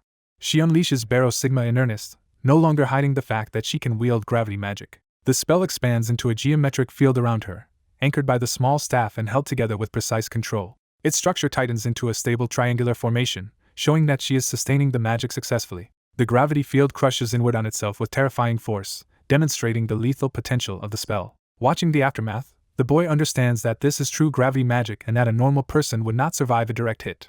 But instead of celebrating immediately, she falls silent, almost unable to process what she has done. The boy rushes toward her in concern, asking if she is all right. Still dazed, she raises the penstaff as if confirming to herself that it was really her hand that cast the spell. Then the realization breaks through, and she calls the spell again in exhilaration. He panics and warns her not to expose the hidden formula in public, but she is too overwhelmed to stop. A tiny impact in the ground is enough proof for her. She really did it. The boy stares in shock as the full meaning of her success sinks in. For the first time, she can say without pretending that she truly used gravity magic. The admission breaks her composure, and she cries with relief and joy while clutching the little staff that made it possible. Seeing her finally freed from years of pressure, the boy decides he cannot fault her for losing control of the moment. He reminds the silver-haired girl that she has spent her whole life chasing this goal, trying to steady her after a difficult moment. Outside, she credits him for helping her, grateful for the support that let her move forward. He explains that her success came from precise magical control and encourages her to expand that same feeling to a larger staff. She accepts the advice and resolves to master the full staff before the upcoming exchange battle. A week later, he notes that despite constant practice, she still has not managed to use anything beyond her penstaff. The strain and frustration are starting to show on her face as the deadline closes in. He is interrupted by the reminder that only 1 week remains until the exchange battle. An instructor warns that the students' staves are wearing down from daily training and orders replacements before the event. That complaint about equipment and upkeep makes him think of his father's usual nagging, and he decides to show his face more often. He heads into town, where the streets are busy because the exchange battle is drawing near. Seeing armed students and townspeople gathered everywhere, he realizes how much attention the event is attracting. A passing swordsman catches his eye and stirs a vague sense of recognition. As the armored figure moves on, the feeling lingers instead of fading. The memory sharpens into the image of a blonde girl carrying a sword. He becomes convinced he has seen that girl somewhere before, though he cannot place where. Before he can think further, someone urgently cries out for help. A small child runs into danger after a ball, while the surrounding adults freeze in alarm. He immediately turns toward the commotion, recognizing the situation is about to become deadly. A desperate warning to stop comes too late to halt what is charging in. A panicked white horse bursts forward, dragging a carriage out of control through the street. The child clutches the ball, too frightened and unaware to escape in time. He lunges into the path of danger, moving to shield the child and cut off the horse's advance. At the same time, a hooded rider closes in and urges the carriage to be stopped before disaster strikes. The rider takes command of the crisis and demands that the carriage be halted immediately. He answers with magic, channeling fire through his staff in a split-second attempt to block the charge. He throws up a ring of flame to force the horse back and buy the child a moment of safety. But the horse's eyes reveal blind panic rather than obedience, and it does not stop. The animal crashes through his defense and bears down on him anyway. In the instant before impact, another hand reaches for the reins. The hooded rider hauls the horse upward and wrests control, stopping the runaway by force. With the immediate danger over, a nearby woman pulls the child into her arms while he stands catching up to what just happened. The rider quickly identifies the real cause. Something had dug into the harness and driven the horse into panic. His attention shifts from the explanation to the great sword on the rider's back, and recognition hits him. Noticing his stare, the rider asks whether he likes swords. That question triggers a buried memory strongly enough to leave him stunned. The rider realizes from his reaction that he is from the Magic Academy. He remembers meeting this same blonde swordswoman before, back when they were both younger. In that earlier encounter, she had spoken to him as if they had known each other in a previous life. The memory centers on him calmly splitting a training dummy in two with effortless precision. After the strike, he had stood over the shattered dummy as if that level of skill were nothing unusual.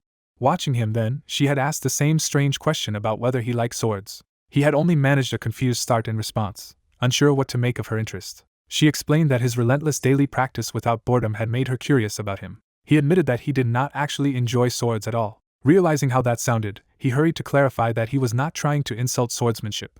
Instead of taking offense, she quietly confessed that she felt the same way. Her unexpected agreement catches him off guard and changes the tone between them. She introduces herself as Chloe and offers her hand, turning the odd exchange into a genuine meeting. He later understands that this brief introduction was his first and last conversation with the prodigy Chloe, who would go on to graduate at the top of her class from the Swordsmanship Academy. Back in the present, the memory revolves around Chloe on horseback asking once again whether he likes swords. Oscar recalls that in those days he buried his feelings about magic by obsessively training with the sword. That memory returns to him because Chloe once admitted she disliked swords too, and he had never understood why. When someone identified him as a student from the Magic Academy, the encounter pushed him to revisit that old contradiction. Back then, he had answered with a strained smile that he actually preferred magic. Chloe had laughed, easing the moment instead of challenging him. She quietly revealed that she felt the same way, creating an instant sense of kinship between them. Her answer startled Oscar because it sounded like the confession he had wanted to hear from someone like himself. He pressed further, wondering if she loved magic more than swords as well. The question hit Chloe hard and forced her into silence. After a pause, she began to reveal the dream she had once carried. Oscar listened uneasily as he sensed her answer would not be simple. Chloe explained that she had originally wanted to become a mage, but monsters attacked her village when she was young. The memory opened onto the day her home was consumed by fire. As a child, she ran through the burning village desperately searching for her parents. A knight tried to protect her by drawing the danger away. That defense failed, and the knight was cut down in front of her. The shock hurled the child Chloe into a brutal awakening. From the flames, a monstrous creature emerged and cornered her. Its appearance made clear that she was facing death itself. With no one left to save her, Chloe grasped a fallen sword and stood her ground. In that life-or-death moment, she awakened sword chi and struck back with overwhelming force. Remembering it now, Chloe admits she never became a swordsman out of desire. She returns to the present, facing Oscar with the weight of that truth between them. Oscar realizes her power was born from a crisis that forced her onto a path she never chose, and that is why she cannot love the sword. Chloe is surprised by his reaction, because most people never see that side of her story. She explains that others only praise her talent and treat her rise as a blessing. Oscar is shaken because he finally understands the pain hidden beneath her reputation. He realizes this is why he had been so drawn to the reason behind her hatred of swords. Chloe introduces herself properly, offering him trust instead of distance. Oscar accepts, recognizing in her the person he might have become in another life. He thinks that in his first life he might have tried to comfort her, but now he feels he has no right to offer easy encouragement. Instead, he reflects that this second life must have been given to him for some purpose. Because he alone remembers both the path of magic and the path of the sword, he begins to see a responsibility unique to him. Their meeting ends simply as Chloe says she should return to the inn, and they agree to meet again at the exchange battle. She leaves with her horse, carrying the burden of a life she never wanted. Oscar remains behind, unable to let the matter go. He thinks bitterly that sword chi and mana are supposed to be incompatible, and that once someone chooses one path, the other is lost. But that rule only sharpens his resolve. He reminds himself that he is the only person in this world who truly knows both roads. From that, a new question emerges. If anyone can find a way beyond that limit, it should be him.